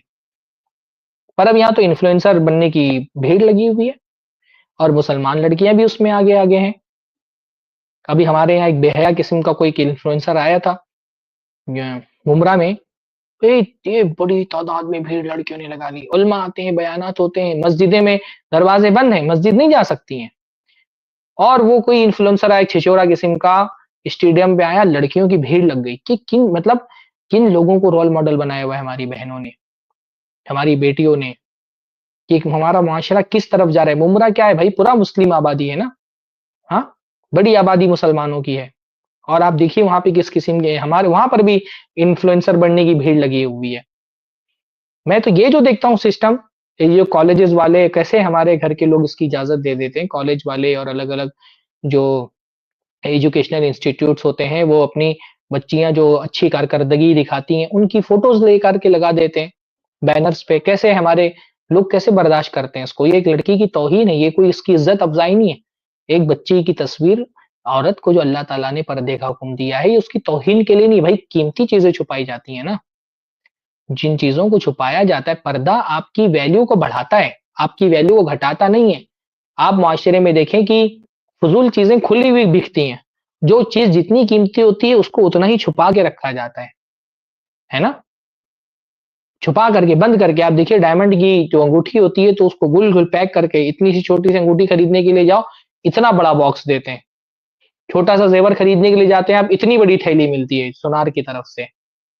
छुपाना का किसी चीज को छुपाने का मतलब नहीं कि उसकी वैल्यू कम है। जिसकी वैल्यू नहीं उसको फेंका, कचड़े खुले पड़े हुए होते हैं। सेब वेब खुल करके ठेले पे बिकते हैं, सस्ती चीजें ठेलों पे बिकती हैं, और कीमती चीजें दुकानों के अंदर एकदम सेफ बॉक्स में रखी जाती हैं। और जेवर की दुकान पे भी आप जाएंगे, जो जितना कीमती जेवर है उसको उतना ही छुपा के रखा जाता है, स्पेशल डिमांड पर उसको बाहर निकाल करके दिखाया जाता है। पर्दा आपकी वैल्यू को बढ़ाता है। जब आप अपने आप को खोल देती है मुआशरे के सामने, तो आप अपनी इज्जत को बढ़ा नहीं रही होती, इज्जत को घटा रही होती है। तो ये बेहयाई फैलने का बहुत बड़ा सबब सोशल मीडिया हो गया है। पहले भी बेहयाई थी भाई। पहले ये था कि यानी फिल्म इंडस्ट्री का दौर था, उसमें ये था कि भाई किसी को एक्टर बनना, एक्ट्रेस बनना है, इतना आसान नहीं था। उसमें एक्टर एक्ट्रेस बनने के लिए, सेलिब्रिटी बनने के लिए बहुत पापड़ बेलने पड़ते थे। तो इतनी भीड़ नहीं थी उस जमाने में भी कुछ लोग स्ट्रगल करते थे, बड़ा लंबा स्ट्रगल करने के बाद फिर जा करके सेलिब्रिटी की फहरिस्त में उनका नाम आता था। अब तो सेलिब्रिटी बनना आसान हो गया है ना। एक आपके कोई एक वीडियो को बूस्ट मिल गया और रातों रात आप सेलिब्रिटी बन जाते हैं। और ये सेलिब्रिटी बनने की दौड़ में फिर हमारे लड़के भी लगे हुए हैं, हमारी लड़कियां भी लगी हुई हैं, और किसी भी हद पर जाने के लिए तैयार है। ये जो लाइक की चाहत बढ़ गई है लोगों की ना, पहले भी लोगों के अंदर लाइक की चाहत थी कि लोग मुझको लाइक करें, पर इतनी शदीद नहीं थी। अब ये सोशल मीडिया के एडिक्शन ने क्या किया है, लाइक की चाहत बढ़ा दी है। ये लत बन गई है। यानी ये लाइक जो हमको मिलते हैं, कमेंट हमारे पोस्ट पर होते हैं, इससे डोपामीन बाकायदा रिलीज होता है हमारे दिमाग से। और डोपामीन का प्रॉब्लम यही है कि वो पहली मर्तबा में जितना रिलीज होता है, सेकंड टाइम पे उसको और ज्यादा जो है ना वो नशा चाहिए।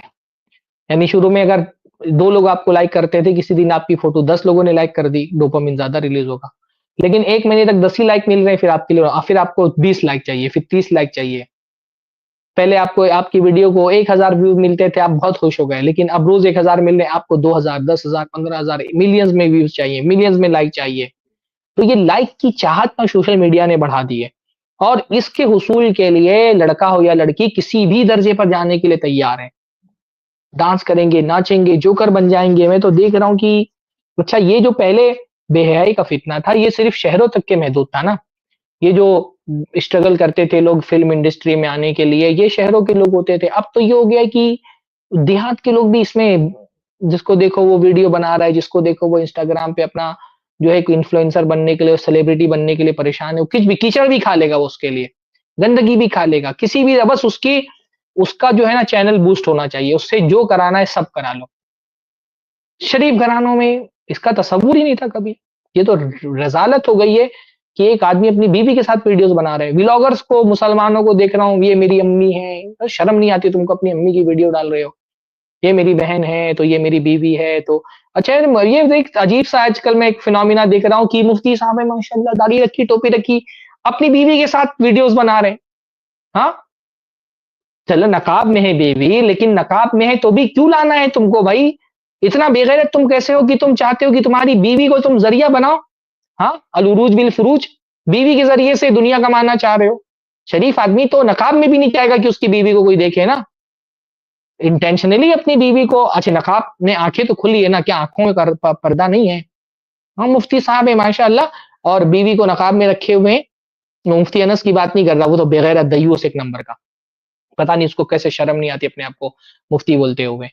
ये दूसरे मुफ्तियों की मैं बात कर रहा हूँ यूट्यूब पे कि वो बीवी के साथ वीडियो बना रहे हैं, हर छोटी-छोटी वीडियोज़ में कोई मसला बयान कर रहे हैं।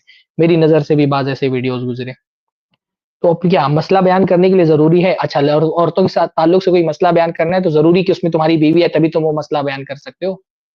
ये जो व्यूअर्स लोगों का ज़हन बन गया है ना कि दीन के इल्म में भी उनको एंटरटेनमेंट चाहिए। यानी जैसे हर चीज़ का एंटरटेनमेंट, तो दीन का इल्म हासिल करने के लिए भी उनको तफरीह चाहिए। एंटरटेन करो और एंटरटेनमेंट के साथ दीन का इल्म दो। तो उसका एक तरीका ये बन गया है कि लोग शॉर्ट वीडियोज़ में बीवियों को अपनी लेकर के आ रहे हैं। जो रज़ील लोग हैं उनको तो समझ में आता है कि उनको तो अपनी इज़्ज़त की कोई परवाह नहीं, दय्यूस है। ये मुफ्तियों के नाम पर कैसे ये तरीका शुरू हो गया है भाई? बाज़ लड़कियों हैं जो है वो वीडियोज़ बना रही हैं, दीनी चैनल तजवीज़ सिखा रही। दीन में तजवीज़ की अहमियत है, पर्दे की कोई अहमियत नहीं, वीडियो में तजवीज़ सिखा रही हैं। बाज़ एक वीडियोज़ मैंने देखा, पता नहीं वो रियल होते हैं कि फेक होते हैं, पर जिनसी मसाइल नकाब पहन कर के बयान कर रही हैं। अब क्योंकि यूट्यूब के जो व्यूअर्स होते हैं वो इन सब चीज़ों में बहुत दिलचस्पी लेते हैं ना, यूट्यूब पे सबसे ज़्यादा डिमांड सेक्सुअल कंटेंट की है। तो ये देखने में आता है कि नकाब पहन करके जिनसी मसाइल बयान कर रहे हैं। खतरनाक किस्म का थंबनेल होगा, उसमें मर्द अपने आप को कैसे रोक पाएगा ऐसा थंबनेल देख करके, तो खट से जाके क्लिक करेगा और नकाब में कोई औरत है और जिनसी मसला फ़हश अंदाज़ में बयान कर रही है। क्या तरीका है ये? अच्छा, इसमें एक मुजरिम वो लोग भी हैं ना, जो ब्रदर टाइप लोग हैं और यूट्यूब पे बैठ कर के जिनसी मसाइल बताते हैं, खुले अंदाज़ में बिल्कुल। खुले अंदाज़ में, जिनसी मसाइल इस तरह से खुले अंदाज़ में अवामी प्लेटफ़ॉर्म पे बयान करना, ये सलफ़ का तरीका नहीं है। ये सलफ़ी मनहज के खिलाफ़ है। क्या जिनसी मसाइल आज के मसला है? क्या अल्लाह के नबी सल्लल्लाहु अलैहि वसल्लम के ज़माने में, सहाबाए सलफ़ के ज़माने में लोगों को जिनसी मसाइल बताना ये ज़रूरत नहीं थी? उसके लिए क्या कभी ये तरीका अपनाया गया कि जुम्मा के खुतबे में मिंबर पे खड़े होकर के हम बिस्तरी का तरीका बतलाओ? किसी आलिम दीन ने कभी जुम्मा के खुतबे का मौजू बनाया है जिनसी मसाइल? कि वहाँ मिंबर पे खड़े होकर के लोगों को बताओ कि हम बिस्तरी के मसाइल क्या-क्या हैं? ये सलफ़ के मनहज के खिलाफ है। जिनसी मसाइल पर तरबियत होनी चाहिए, मैं इसका इनकार नहीं कर रहा, पर उसके लिए इलाहिदा मजलिसें होनी चाहिए। इनफरादी मजलिसें होनी चाहिए या खुसूसी मजलिसें नौजवानों की हो, वहाँ उनको जमा करके उनको समझाया जाए। ये फ़ेसबुक पे, यूट्यूब पे बैठ करके जो लोग सेक्सुअल मसाइल बयान करते हैं, ये सिर्फ़ अपने चैनल को बूस्ट करना चाहते हैं और ये बहुत आसान तरीका हो गया है कि जिनसी मसाइल यूट्यूब पे बयान करो, इससे चैनल बहुत जल्दी बूस्ट होता है। लेकिन देखने वालों का मकसद प्लेज़र लेना होता है, दीन सीखना नहीं होता इसमें। बेशतर यूट्यूब पे इस तरह के कंटेंट जो लोग देखते हैं, वो नौजवान होते हैं ना जिनको मज़ा आता है देखने में। वो जिनसी मसाइल सीखने के लिए नहीं वो यूट्यूब इस्तेमाल कर रहे होते हैं। मैंने देखा बहुत सारे ब्रदर, उनका चैनल बूस्ट ही इस वजह से हुआ है कि वो जिनसी मसाइल बयान कर रहे हैं और जब एक आदमी का चैनल बूस्ट हो गया, अब बहुत सारे ब्रदर उस लाइन में हैं, चलो जिनसी मसाइल बयान करो, फहश अंदाज में बयान करते हैं। हाँ, एक ब्रदर है वो बोल रहे हैं भी जो है वो औरत के बारे में कि अगर जो ओरल सेक्स होता है तो बोल रहे हैं कि दाँत काट लो। क्या तरीका है ये? ऐसे ऐसे मसाइल बयान किए जाते हैं। हाँ, अल्लाह के नबी सल्लल्लाहु अलैहि वसल्लम के ज़माने में आप देखिए, अल्लाह के नबी हदीस में आता है ना, अल्लाह के नबी सल्लल्लाहु अलैहि वसल्लम फ़हाश नहीं थे, फ़ाहिश नहीं थे, बदज़बान नहीं थे, बदगो नहीं थे अल्लाह के नबी सल्लल्लाहु अलैहि वसल्लम। बहुत सेंसिटिव मामलात में भी अल्लाह के नबी सल्लल्लाहु अलैहि वसल्लम इस किस्म के जुमले अपनी ज़बान से नहीं निकालते थे। बहुत सारे मसाइल आपको अल्लाह के ज़माने में मिलेंगे। अल्लाह के नबी इशारे में बात कर रहे हैं। ऐसी चीज़ें अल्लाह के नबी इशारे में बताते थे। अलमाउ मिनल माए, पानी से पानी है। हाँ? अब वो अल्लाह के नबी एक मसला सिखा रहे हैं, एक जिसका ताल्लुक जिनसी मामले से है, लेकिन इशारा कर रहे हैं, पानी से पानी है। यानी आदमी जब तक के जो उसका अगर गुस्ल कब करना है उसको, तो जब उसको खुरूज हो जाएगा पानी का तब गुस्ल करना है, पर अलग इशारे से बता रहे हैं। मन जलसा अला शोबिहिल अरबा, जो उसके 4 शोबों पर बैठे, सुम्मा जहाद आदि की हर चीज़ इशारे में है, ताकि वो अल्लाह के नबी सल्लल्लाहु अलैहि वसल्लम के पास क़िसास का मसला, उसका मसला आया, ज़िना का मसला आया, तो अल्लाह के नबी इशारे से पूछ रहे हैं, वो लफ्ज़ नहीं इस्तेमाल कर रहे हैं। अल्लाह के नबी फरमा रहे हैं जो जैसे जो सुरमेदानी में जो वो सलाई डाली जाती है, क्या उस तरह से तुमने किया है? लफ्ज़ नहीं इस्तेमाल, जो बॉडी पार्ट्स हैं अल्लाह के नबी सल्लल्लाहु अलैहि वसल्लम वो ज़बान से नहीं ले रहे हैं। अल्लाह के नबी इशारा करके मिसाल से पूछ रहे हैं कि अच्छा जो सुरमेदानी में जो दिया सलाई डाली जाती है वैसा, वैसे तुमने किया है? अगर तुम पर हद नाफ़िज़ करना है तो। अल्लाह के नबी बहुत बहुत सारी मिसालें मिलेंगी जिसमें अल्लाह के नबी सल्लल्लाहु अलैहि वसल्लम जिस किस्म के मसाइल जो है ना वो इशारे में बयान कर रहे हैं। और यहाँ बहुत सारे ब्रदर लोगों को मैं देख रहा हूँ फहश मसाइल खुल करके बयान कर रहे हैं और फिर मौलवियों को ताना देते हैं। मौलवियों को ताना देते हैं कि मौलवी लोग ये सब मसाइल नहीं बयान करते हैं। अरे भाई, क्या आज ही लोगों को हम बिस्तरी की ज़रूरत थी? आज से पहले लोग अपनी बीवियों से हम बिस्तरी नहीं करते थे, तो कौन सिखाता था उनको? कौन सिखाता था उनको? कैसे सीखते थे वो? किताबें लिखी जाती थी, खुफिया तालीमी बालिगा की मजलिसें रखें आप मस्जिद के अंदर, वहाँ नौजवानों को बिठा करके मसाइल बताएँ। फेसबुक पर पे फैश मवाद डाल रहे हैं और उसको दीन की खिदमत समझ रहे हैं। तो बेहयाई फैलाने का एक ज़रिया ये ब्रदर लोग भी हैं, जो जिनसी मसाइल बयान करते हैं और अब तो होड़ लगी हुई है भाई। लोगों को समझ में आ गया कि इस तरह के कंटेंट क्योंकि यूट्यूब पे बहुत चलते हैं, लोग तन्हाई में देखते हैं, उनको मज़ा आता है ऐसी चीज़ें सुनने में, तो धड़ाधड़ ऐसी चीज़ें बयान कर रहे हैं। थंबनेल ऐसे मतलब भड़काऊ किस्म के, हाँ, भड़काऊ किस्म के थंबनेल डालते हैं। उनको पता है कि इससे लोग अट्रैक्ट होते हैं। हाँ, तो एकदम से वो भड़काऊ किस्म के थंबनेल डाल रहे हैं, गंदे-गंदे अल्फाज़ उसके अंदर लिख रहे हैं। बस खवातीन की वीडियोज़ काट-काट करके डाल रहे हैं उसके अंदर और थंबनेल ऐसा लगा रहे हैं जैसे कितना इसके अंदर एक जो है ना वो बयान है।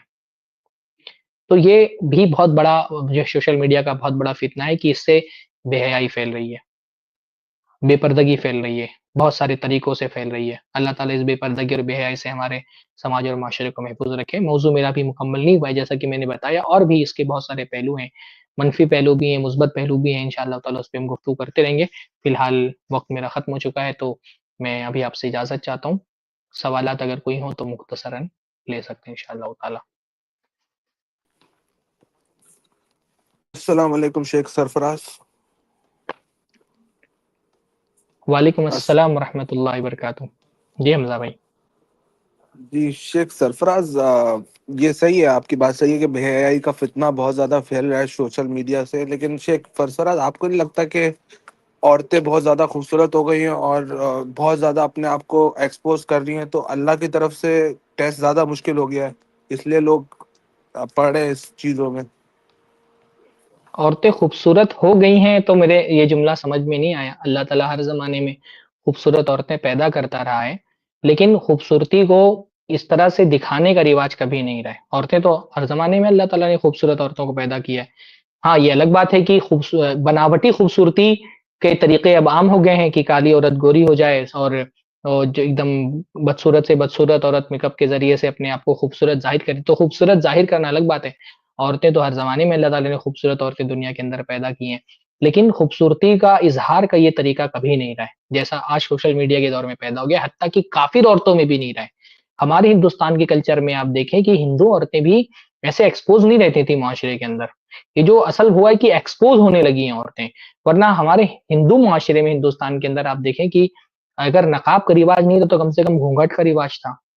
लोग अभी भी मैं इधर मध्य प्रदेश आया हूँ, राजस्थान में, अभी भी ये देखने में आता है यहाँ पे ख़ास तौर पे जो राजस्थान का कल्चर है कि औरतें सड़क पे भी आती हैं, ठीक है, इस्लाम का जो पर्दे का म्यार है वैसा नहीं, लेकिन कम से कम घूँघट डाली होती हैं।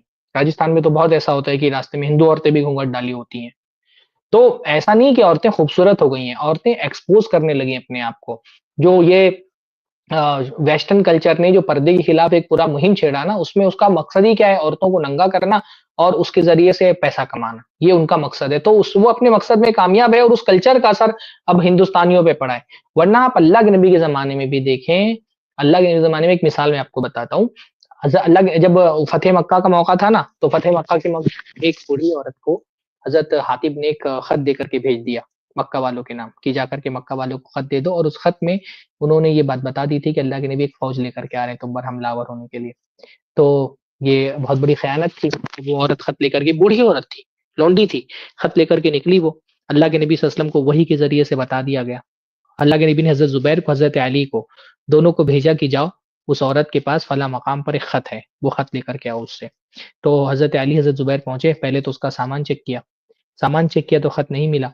तो उस औरत से कहा देखो, ना तो हम झूठ बोल रहे हैं, ना अल्लाह के रसूल झूठ बोल सकते हैं। तो खत तो तुम्हारे पास है, या तो तुम शराफ़त से खुद दे दो या फिर हम तुम्हारी जिस्म को चेक करके खत लेंगे। तो वो औरत डर गई, उसने कहा ठीक है मैं खत देती हूँ। वो खत उसने अपने बाल के जूड़े में छिपा के रखा था। तो जब उसको बाल खोलना हुआ ना तो कहा कि तुम अपना चेहरा पीछे करो। काफ़िर औरत है और लौंडी भी है। लौंडी की इज़्ज़त आमतौर पे आज़ाद औरतों से कम होती थी। लेकिन इसके बावजूद क्या करी, उसको बाल, सर का बाल भी खोलना है ना, अल्लाह हज़रत अली से हज़रत ज़ुबैर से कह रही है अपना चेहरा उस तरफ करो। जब चेहरा उस तरफ किया तो उसने अपने जूड़े खोले और वहाँ से खत निकाला। तो ऐसा नहीं कि औरतें खूबसूरत आज हो गई हैं, किसी ज़माने में खूबसूरत नहीं थी। खूबसूरत औरतें तो हर दौर में रही हैं। तो ऐसा नामुमकिन है कि कोई एक दौर में अल्लाह ताला खूबसूरत इंसान पैदा करने लगे। मसला ये है कि औरतों ने एक्सपोज़ जैसा अपने आप को करना शुरू किया है, ऐसा एक्सपोज़ नहीं करती थी औरतें अपने आप को। बाहया औरतें अपने आप को घर में छुपा करके रखती थी, पर्दे का एहतमाम करती थी। हमारे यहाँ मशरिकी माशरे में अब तो घर छोटे-छोटे हैं, शहर वाले ये बात नहीं समझ पाएँगे, वरना घरों में बाकायदा ज़नान खाने होते थे और हवेलियों के अंदर ज़नान खाने होते थे, उसमें मर्दों को जाने की इजाज़त नहीं होती थी, घर के मर्द भी नहीं जा सकते थे। जहाँ औरतों का जो मकाम ज़नान खाना होता था, जैसे आप कभी जो मुगलों की बनाई हुई जो बड़े-बड़े महल है उसमें जाएँगे तो आप बाकायदा देखेंगे कि ज़नान खाने अलग होते थे। यहाँ तक कि हिंदू के जो बादशाह होते थे, उनके भी ज़नान खाने अलग होते थे। ज़नान यानी औरतें, ज़न का मतलब होता है औरत, उसकी जमा ज़ना आती है। तो ज़नान खानों में सिर्फ़ औरतें रहती थी, वहाँ मर्द नहीं जा सकते थे। तो वो ये तरीका नहीं था अपने हुस्न को नुमायाँ करने का, अपनी खूबसूरती को छुपाने का।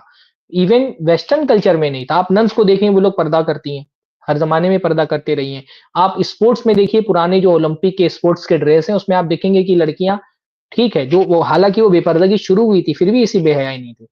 पूरे-पूरे लिबास पहन कर के टेनिस आप पुराने जो ओलंपिक्स के वीडियोज़ हैं, आप इमेजेस देखें, उसमें टेनिस का लिबास उस वक़्त का देखें कि कैसा औरतें पहनती थी और आज देखें कि औरतें कैसा पहनती हैं। तो शैतान तो इंसान को नंगा करना चाहता है, उसका ये मिशन है और आज के दौर में जितना वो कामयाब है इंसान को नंगा करने के लिए, किसी दौर में उतना कामयाब नहीं हुआ। और फिर इस नंगेपन को वो आज़ादी का एक नाम देने में भी कामयाब हो गए कि औरत जिस्म के कपड़े उतारने को अपनी आज़ादी, आज़ाद ख़याली और एक लिबरलिज़्म ये समझ रही है और जिस्म छुपाने को एक कंज़र्वेटिव माइंड की अलामत समझ लिया गया है। तो ये तब्दीली ये नहीं आई है कि औरतें खूबसूरत हो गई हैं, तब्दीली ये आई कि औरतें अपने आप को एक्सपोज़ करने लगी हैं और हलाल को मुश्किल कर दिया गया है, हराम के लिए रास्ते खुले तो ज़िना ही आम होगा फिर।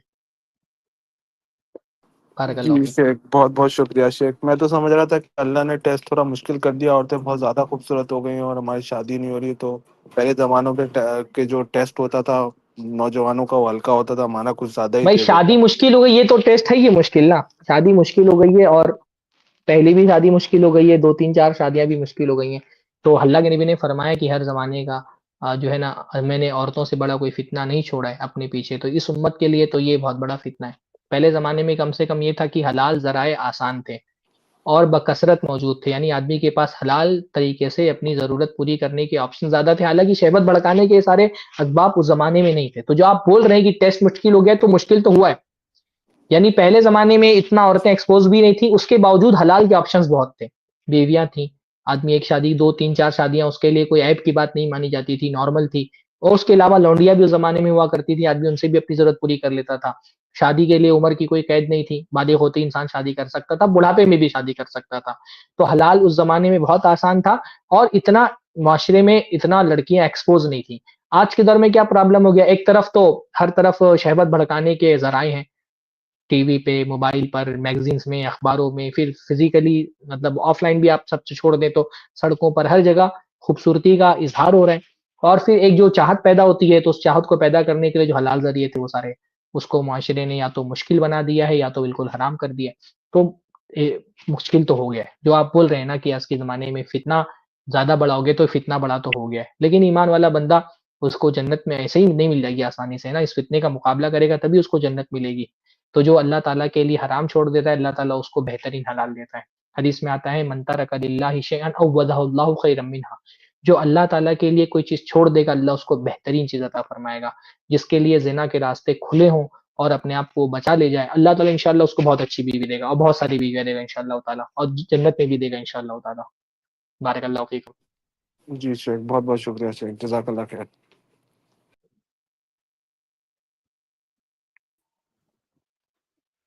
अस्सलाम वालेकुम जी, शेख। असलम भाई। वालेकुम अस्सलाम वालेकुम अस्सलाम व शेख। रहमतुल्लाहि व बरकातहू। वालेकुम अस्सलाम व शेख रहमतुल्लाहि व बरकातहू। शेख मेरा एक डाउट था शेख। अभी एक हदीस में है कि अगर छोटा शैतान है और एक बड़ा शैतान तो छोटे शैतान को इख्तियार ये कर लो, चूज़ कर लो। तो अब जो है नहीं क्या शेख कि है नहीं बच्चे हैं, तो उनको मोबाइल्स देते हैं हम लोग। तो मोबाइल में वो कार्टून्स वगैरह देखते हैं। तो उसको है नहीं हुँ। बचा नहीं सकते कार्टून में क्या ये आ रहा है कि कंटेंट आ रहा है। तो उसके बदले हम लोग अगर उसे टीवी दिखा रहे हैं, मतलब कार्टून देखना चाहता है तो टीवी दे रहे हैं, टीवी देख लो। अगर टीवी नहीं देंगे तो कार्टून से नहीं मैम, तो मोबाइल से बचने के लिए टीवी दे रहे हैं। तो टीवी बंद कर दें तो वो कहीं और जाएँगे, मतलब पड़ोसी के घर जाएँगे, तो वहाँ जाके कुछ अलग सीखेंगे और कुछ अलग तो अलग सीख के आएँगे। तो इसलिए तो घर में तो एटलीस्ट टीवी देके तो मतलब छोटा शैतान है, देख लो तो इसमें तो हम पावर है कि इसे कंट्रोल कर सकते हैं। मगर अगर मोबाइल देंगे तो पता नहीं क्या देख रहे हैं करके। अच्छा, तो आप ये आप क्या बताइए, समझे? आपने ऑप्शन में शैतानों को ही क्यों रखा है? टीवी शैतान है, मोबाइल शैतान है, माँ-बाप भी शैतान हैं? नहीं, माँ-बाप तो नहीं चाहिए। माँ बाप तो नहीं शैतान है ना, तो टीवी और मोबाइल की जगह माँ बाप अपना टाइम क्यों नहीं दे रहे हैं बच्चों को? आप दीजिए टाइम ना, नहीं, आप उसके साथ बैठिए, बातचीत करिए, उसको सिखाइए, उसको समझाइए, उसको बाहर लेकर के जाइए, घुमाइए, फिराइए। आप अपना टाइम क्यों नहीं दे रहे हैं बच्चे को? आपने यही ऑप्शन क्यों रखा उसके लिए कि या तो टीवी देंगे, या तो मोबाइल देंगे, या तो पड़ोसी के घर में जाकर के देखेगा। आप अपना टाइम दीजिए उसको। देखिए वो जो कायदा आपने में हदीस तो ऐसी कोई नहीं कि छोटा शैतान, बड़ा शैतान।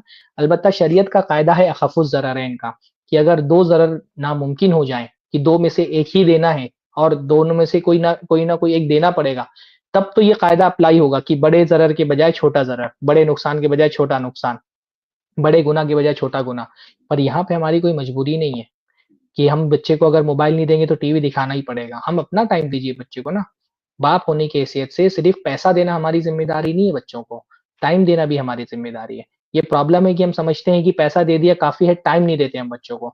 आप अगर बच्चों को टाइम नहीं देंगे तो टीवी टाइम देगा बच्चों को, मोबाइल टाइम देगा बच्चों को, और जो इफ़ेक्ट होता है बच्चे के ज़हन पे मोबाइल का या टीवी का, वो एक जैसा ही होता है। उसमें बहुत ज़्यादा फ़र्क नहीं आता। ठीक है, टीवी में आपकी नज़रों में होता है और मोबाइल में आपकी नज़रों में नहीं होता। लेकिन जो इफ़ेक्ट होता है, जो मनफ़ी असरात होते हैं, जो नेगेटिव इफ़ेक्ट बच्चों के ज़हन पर होता है, कार्टून्स का और दूसरी चीज़ों का जो आजकल दिखाई जा रही हैं, वो सिमिलर ही होता है। जैसा मोबाइल पे हमारे ज़माने में जब हम छोटे थे तो मोबाइल्स आए ही नहीं थे, मुतारफ़ ही नहीं हुए थे। कम से कम ये मल्टीमीडिया मोबाइल तो नहीं मुतारफ़ हुए थे। तो हम मैं भी क्योंकि मुंबई में ही पला-बड़ा हूँ, तो हमारे ज़माने में टीवी होती थी, सीरियल्स होते थे, पर उनका एक नेगेटिव इफ़ेक्ट होता था शख्सियत पर। मुझे याद है बचपन में हमारे यहाँ ना शक्तिमान आया करता था एक सीरियल, आप लोगों ने भी नाम सुना होगा। तो जी, बकसरत अखबारों में ना ऐसी ऐसी खबरें आती थी कि एक बच्चा जो है, वो टेरेस से कूद गया और उसको ये लग रहा था कि शक्तिमान मुझे बचाने के लिए आ जाएगा। बहुत ऐसी खबरें आई थी उस ज़माने में, इससे बहुत सारे हादसात होते थे। बच्चे जो है वो वर्चुअलिटी और रियलिटी में फ़र्क नहीं कर पाते।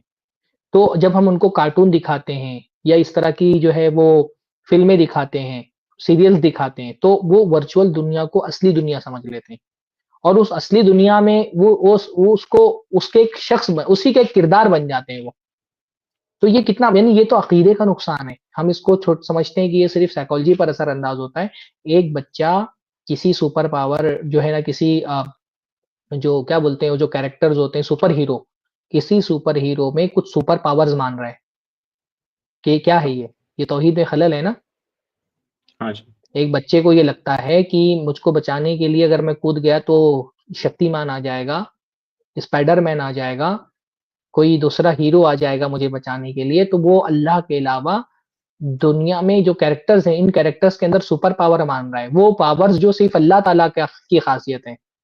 तो ये हमारे बच्चों के अक़ीदे को नुकसान पहुँचा रहे हैं। तो ये शक्तिमान और स्पाइडरमैन और डोरेमोन और छोटा भीम, ये सब अगर हमारे बच्चे मोबाइल पे देखेंगे तो नुकसान करेगा और टीवी पे देखेंगे तो नुकसान नहीं करेगा। हुँ, नहीं चेक करेगा चेक, ज़रूर करेगा। तो आपने ये क्यों मजबूरी बनाई हुई है अपनी कि आप तो अगर मोबाइल नहीं देंगे तो टीवी देखना पड़ेगा, टीवी नहीं देखेंगे तो पड़ोस में जाएँगे। आप अपना टाइम अपने बच्चों को दीजिए। आपके टाइम पर आपके बच्चों का सबसे पहले हक है। ज़रूर शेख, बारकल्लाहु ज़ाकल्लाह। फ़ीकुम व इय्याकुम।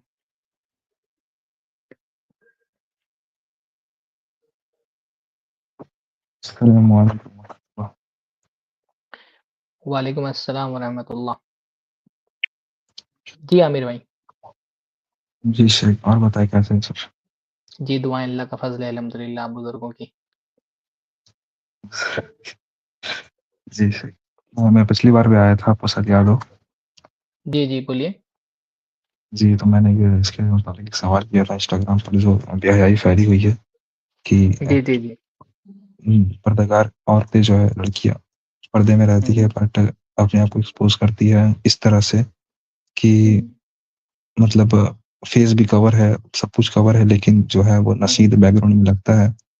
हुँ, कोई सभी नशीद रहता है, बैकग्राउंड में रहती है, खुद को एक्सपोज़ करती है, पोजेज़ वगैरह देती है। हुँ, और हुँ, जो है 15 सेकंड्स टू 30 सेकंड्स की रील रहती है, उसमें ज़्यादातर जो है नौजवान जो है देखते हैं और अ, बीवी के ख्वाब देखने लगते हैं कि काश ये मेरी बीवी होती, ऐसा वैसा और हुँ। फला-फला। इसमें ये बहुत अज़ीम फ़ितना है आजकल आजकल के टाइम पे इसमें जो है दीनदार मुब्तला है। जी, जी।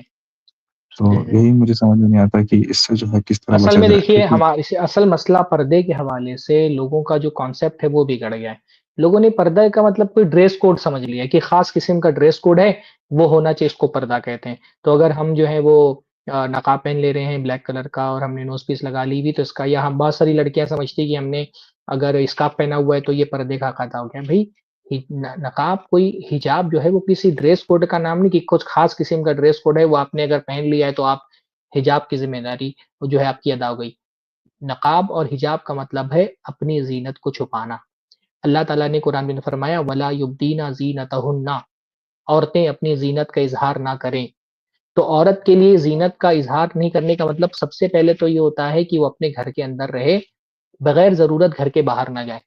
अल्लाह ने फरमाया वक़रना फ़ी बुयूतिकुन्ना वला तबर्रजना तबर्रुजल जाहिलियतिल ऊला, अपने घरों में टिकी रहो, घर से बाहर मत निकलो। जाहिलियों की तरह जो जाहिलियत के ज़माने में मेकअप होता था, बनाव-श्रृंगार होता था, वैसा बनाव-श्रृंगार मत करो।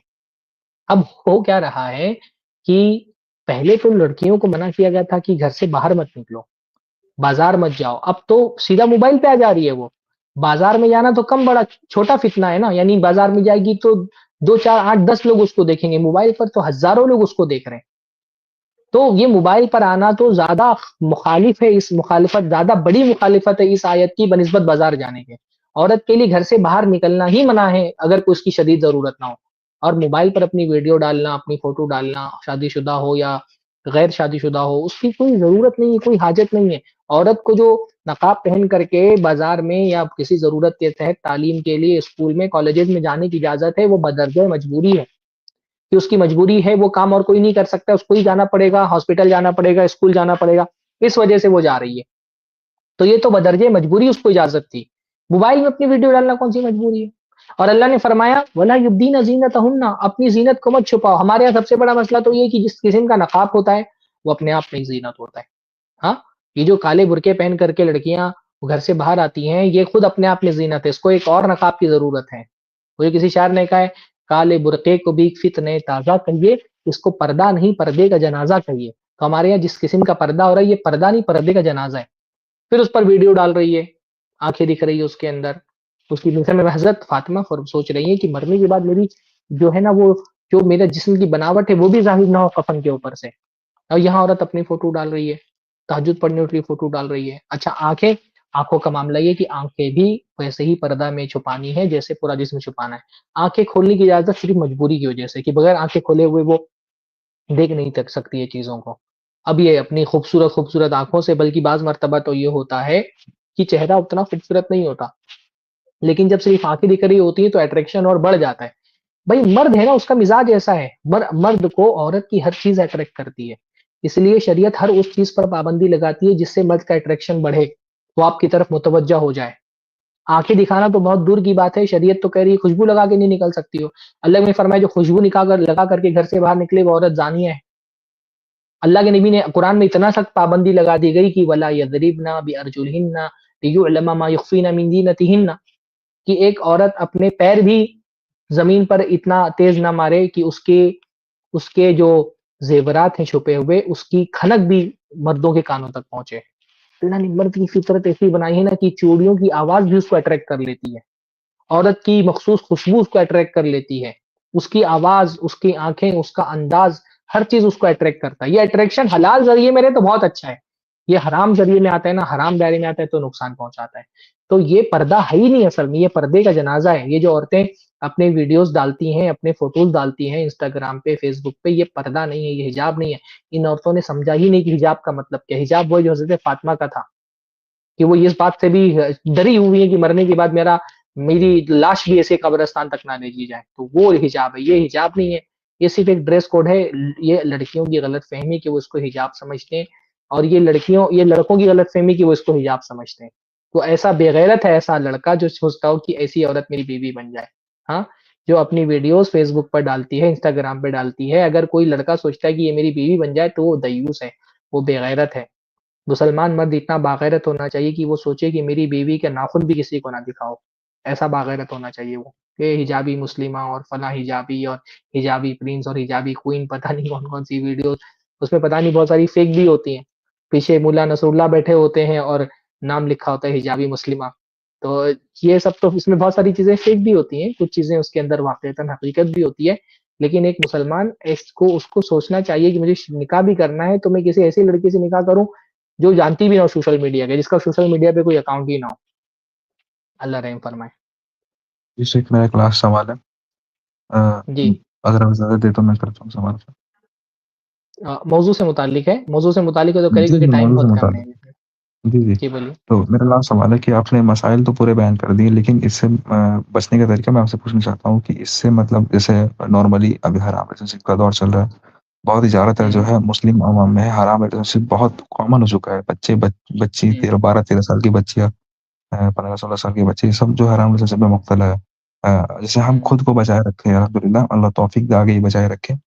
तो इससे हम लोगों को आगे तक बचे रहना है, इसकी हम लोगों को आप थोड़ी नसीहत दें कि हम मैं एक किस मौज़ू तरह लेता जो हूँ, है खुद को इससे बचाए रखें? इंशाअल्लाह इस पर एक पूरा मौज़ू लूँगा। ये बहुत तफ़सीली मौज़ू है मेरे ज़हन में, इंशाअल्लाह इस पर एक पूरा मौज़ू मैं लूँगा। सबसे पहली बात है इबादतों पे मेहनत करना चाहिए, तक़वा दिल के अंदर पैदा हो जाता है ना, तो इंसान हर गुनाह से बच जाता है, ज़िना से भी बच जाता है। फिर उसके बाद हलाल जो रास्ते हैं वो इख्तियार करना चाहिए। समाज और माशरा आपको जहन्नम में बचाने के लिए नहीं आएगा। तो जो आपके लिए हलाल रास्ता है ना, अगर समाज और माशरा उस रास्ते पे खड़ा है, लात मारिए समाज और माशरे को और हलाल ऑप्शन इख्तियार कीजिए। कुँवारा है आदमी, उसको लगता है कि अगर मैंने निकाह नहीं किया, तो मुझे ज़िना में मुब्तला हो जाऊँगा, पर इस उम्र में अगर मुझे निकाह नहीं करने दिया जाएगा समाज और माशरे में, तो समाज और माशरे को धक्का मार कर के, लात मार के जाए निकाह कर ले। शादीशुदा आदमी है, उसको लगता है कि अगर मैं एक और शादी नहीं करूँगा तो मैं ज़िना में मुब्तला हो जाऊँगा, लेकिन समाज उसके खिलाफ खड़ा है, तो ऐसे समाज के मुँह पर थूक करके दूसरी शादी कर ले। जहाँ पे अल्लाह रब्बुल आलमीन की नाफ़रमानी से बचने के लिए आपको समाज की मुखालफत करनी पड़े, वहाँ बिल्कुल समाज की मुखालफत से नहीं डरना चाहिए। वो आदमी बुज़दिल है जो समाज से तो डरता है, अल्लाह से नहीं डरता। गुनाह कर लेता है लेकिन समाज के ज़रिए से समाज के डर से जो है ना वो हलाल रास्ता नहीं इख्तियार कर पाता है।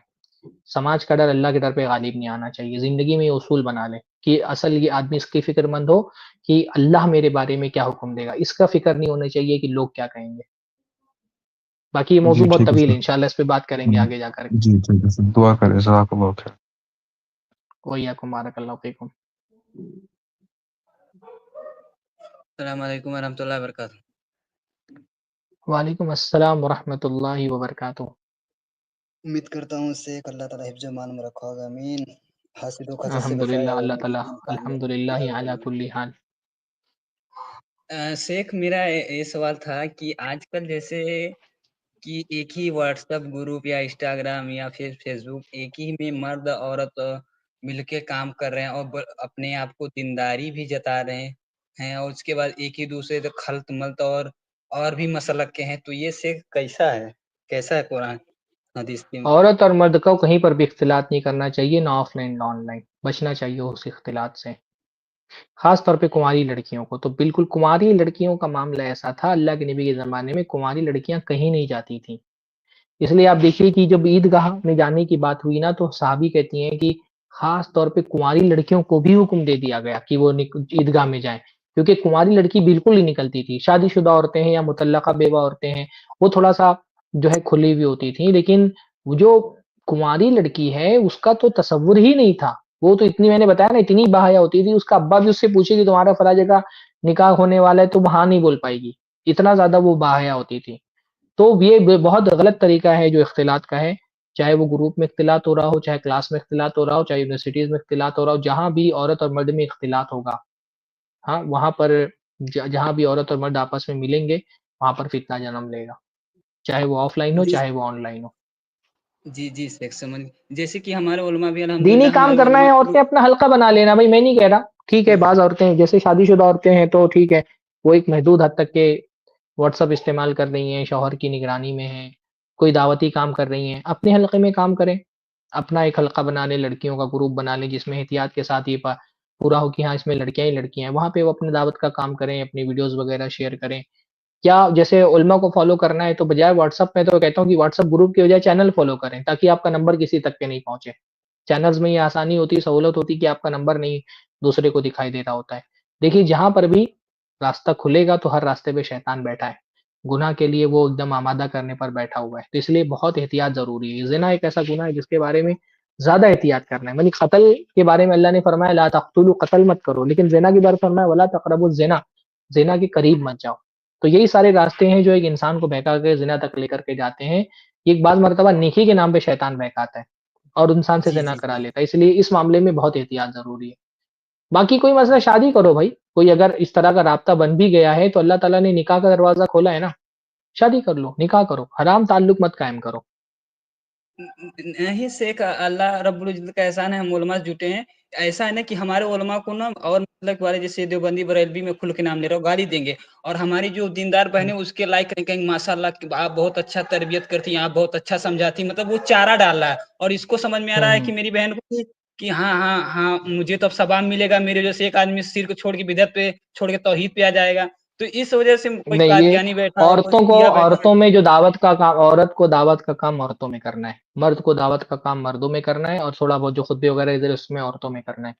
ये जो औरतें सोचती हैं कि मैं दावत का काम मर्दों में करूँ, ये ठीक नहीं जी, है। अल्लाह ताला ने बहुत सारे मर्द पैदा किए हैं दावत का काम करने के लिए, मौलवी जी, हैं, जी, उलमा जी। हैं, मुफ्ती हैं, वो लोग दीन का और दावत का काम करेंगे। और बाकी रही ये बात ना वो जो मैंने कहा था कि भई सवाल पूछ रहे हैं आपसे आकर के मर्द, सलाम कर रहे हैं आपसे आकर के, इन तन्हाई में आपके अ, डीएम पे आकर के सवाल कर रहे हैं या सलाम कर रहे हैं, ऐसे लोगों को ब्लॉक कर दो। ये मत सोचो कि तुमको ये सामने वाला ये ना सोचे कि ये कितना रूड है। शरीफ औरत की अलामत ये है कि वो अजनबी मर्दों से रूड होती है। शरीफ औरत की अलामत ये है कि वो अजनबी मर्दों से रूड होती हैं। तो अजनबी मर्द जो आपसे राब्ता कायम करना चाह रहा है, आपसे सवाल कर रहा है, आपको सलाम कर रहा है, उससे रूड हो जाइए, उसको ब्लॉक कर दीजिए जो बिला वजह आपसे राब्ता करने की कोशिश कर रहा है। ये शराफ़त है आपकी, ये रूडनेस नहीं है और ये रूडनेस ही आपकी शराफ़त है बल्कि कि उससे रूड हो जाइए। अल्लाह ताला ने कुरान मजीद में फरमाया कि अल्लाह के नबी सल्लल्लाहु अलैहि वसल्लम की बीवियों को खिताब करते हुए फरमाया कि जब कोई मर्द तुमसे कोई बात करे फ़स्अलुहुन्ना मिन वराइ हिजाब, तो हिजाब के पीछे से पहली बात तो कोई अल्लाह के नबी कहीं भेज दो किसी काम से कोई मर्द आ जाए तो हिजाब के पीछे से बात करे और फरमाया कि मर्दों से नर्म लहजे में बात मत करो। कैसे वो कुरान की आयत है अल्लाह के नबी सल्लल्लाहु अलैहि वसल्लम ने फरमाया अल्लाह ताला ने कुरान मजीद में फरमाया कि फला तख़ज़अना बिल क़ौली फ़यतमअ अल्लज़ी फ़ी क़ल्बिही मरज़ कि जिस आदमी के दिल में मर्ज़ है तुम जो है और तुम मर्दों से नरमी के लहजे में और लचकीले लहजे में बात मत करो कि जिस आदमी के दिल में मर्ज़ है वो कोई उम्मीद पाल ले। तो मर्द बहुत जल्दी उम्मीद पाल लेता है। इसलिए औरतों को बहुत एहतियात की ज़रूरत है। अल्लाह ताला रहम फरमाए हमारी हालतों पे। जी, जी, शेख अल्लाह आपको जुबान बख्शे और हासिल का सच बारकल्लाहु बयान फ़ीकुम। कर बारकल्लाहु फ़ीकुम। हमारी जो प्रोग्राम का वक़्त था आज ख़त्म हुआ यहीं पर। तो जैसा कि मैंने बताया ये मौज़ू बहुत तवील है और गुफ्तगू के लिए बहुत सारे हवाले हैं। ख़ास तौर पे अभी तो बहुत सारी चीज़ें मैंने पॉइंट्स लिख कर के रखे हुए हैं कि अ जो मनफ़ी चीज़ें हैं ये सोशल मीडिया की। फिर उसके बाद मुस्बत चीज़ें भी मैंने लिखी हुई हैं, उस पर भी इंशाअल्लाह ताला मैं बात करूँगा। लेकिन पहले मनफ़ी पर इसलिए बात कर रहा हूँ क्योंकि आदमी को नुकसान से बचना पहले ज़रूरी होता है। किसी चीज़ को घर को सजाने से पहले उसको साफ़ करना पड़ता है। अत्तख़लिया अत्तख़लिया क़ब्ल अत्तहलिया किसी चीज़ को सजाने से पहले उसको गंदगी से पाक करना होता है। तो अभी मैं मनफ़ी मौज़ूआत पे अभी और भी इंशाअल्लाह ताला अगले हफ़्ते भी इस पर बात होगी और क्या-क्या नुकसानात हैं सोशल मीडिया के, फिर उसके फ़वाइद पर भी इंशाअल्लाह मैं बात करूँगा। दावत के लिए आप कैसे सोशल मीडिया का इस्तेमाल कर सकते हैं, इस पर भी गुफ्तगू होगी, तालीम के लिए कैसे इस्तेमाल कर सकते हैं। तो अभी ये मौज़ू इंशाअल्लाह ताला चलेगा और आगे। और मैं देख रहा हूँ आप लोगों के रिस्पॉन्स तो महसूस हो रहा है कि आप लोग भी मौज़ू से दिलचस्पी बना कर के रखे हुए हैं। तो आज का क्योंकि वो ख़त्म हो चुका है, मेरी ट्रेन है अभी 2-3 बजे की, दूर जाना है मुझे यहाँ से। तो फ़िलहाल आपसे इजाज़त चाहते हैं। जज़ाकुमुल्लाहु खैरा, बारकल्लाहु फ़ीकुम। ये नोटिफ़िकेशन जब आपको लिंक मिले तो और भी ग्रुप्स में डाल दिया करें ताकि और भी ज़्यादा लोग जुड़ करके जो गुफ्तगू हो रही है, दीनी बातें हो रही है, उससे फ़ायदा उठा सकें। अस्सलामु अलैकुम व रहमतुल्लाहि व बरकातुहू। सुब्हानल्लाहि व बिहम्दिही, सुब्हानकल्लाहुम्मा व बिहम्दिका, अशहदु अन ला इलाहा इल्ला अंता, अस्तगफिरुका व अतूबु इलैक।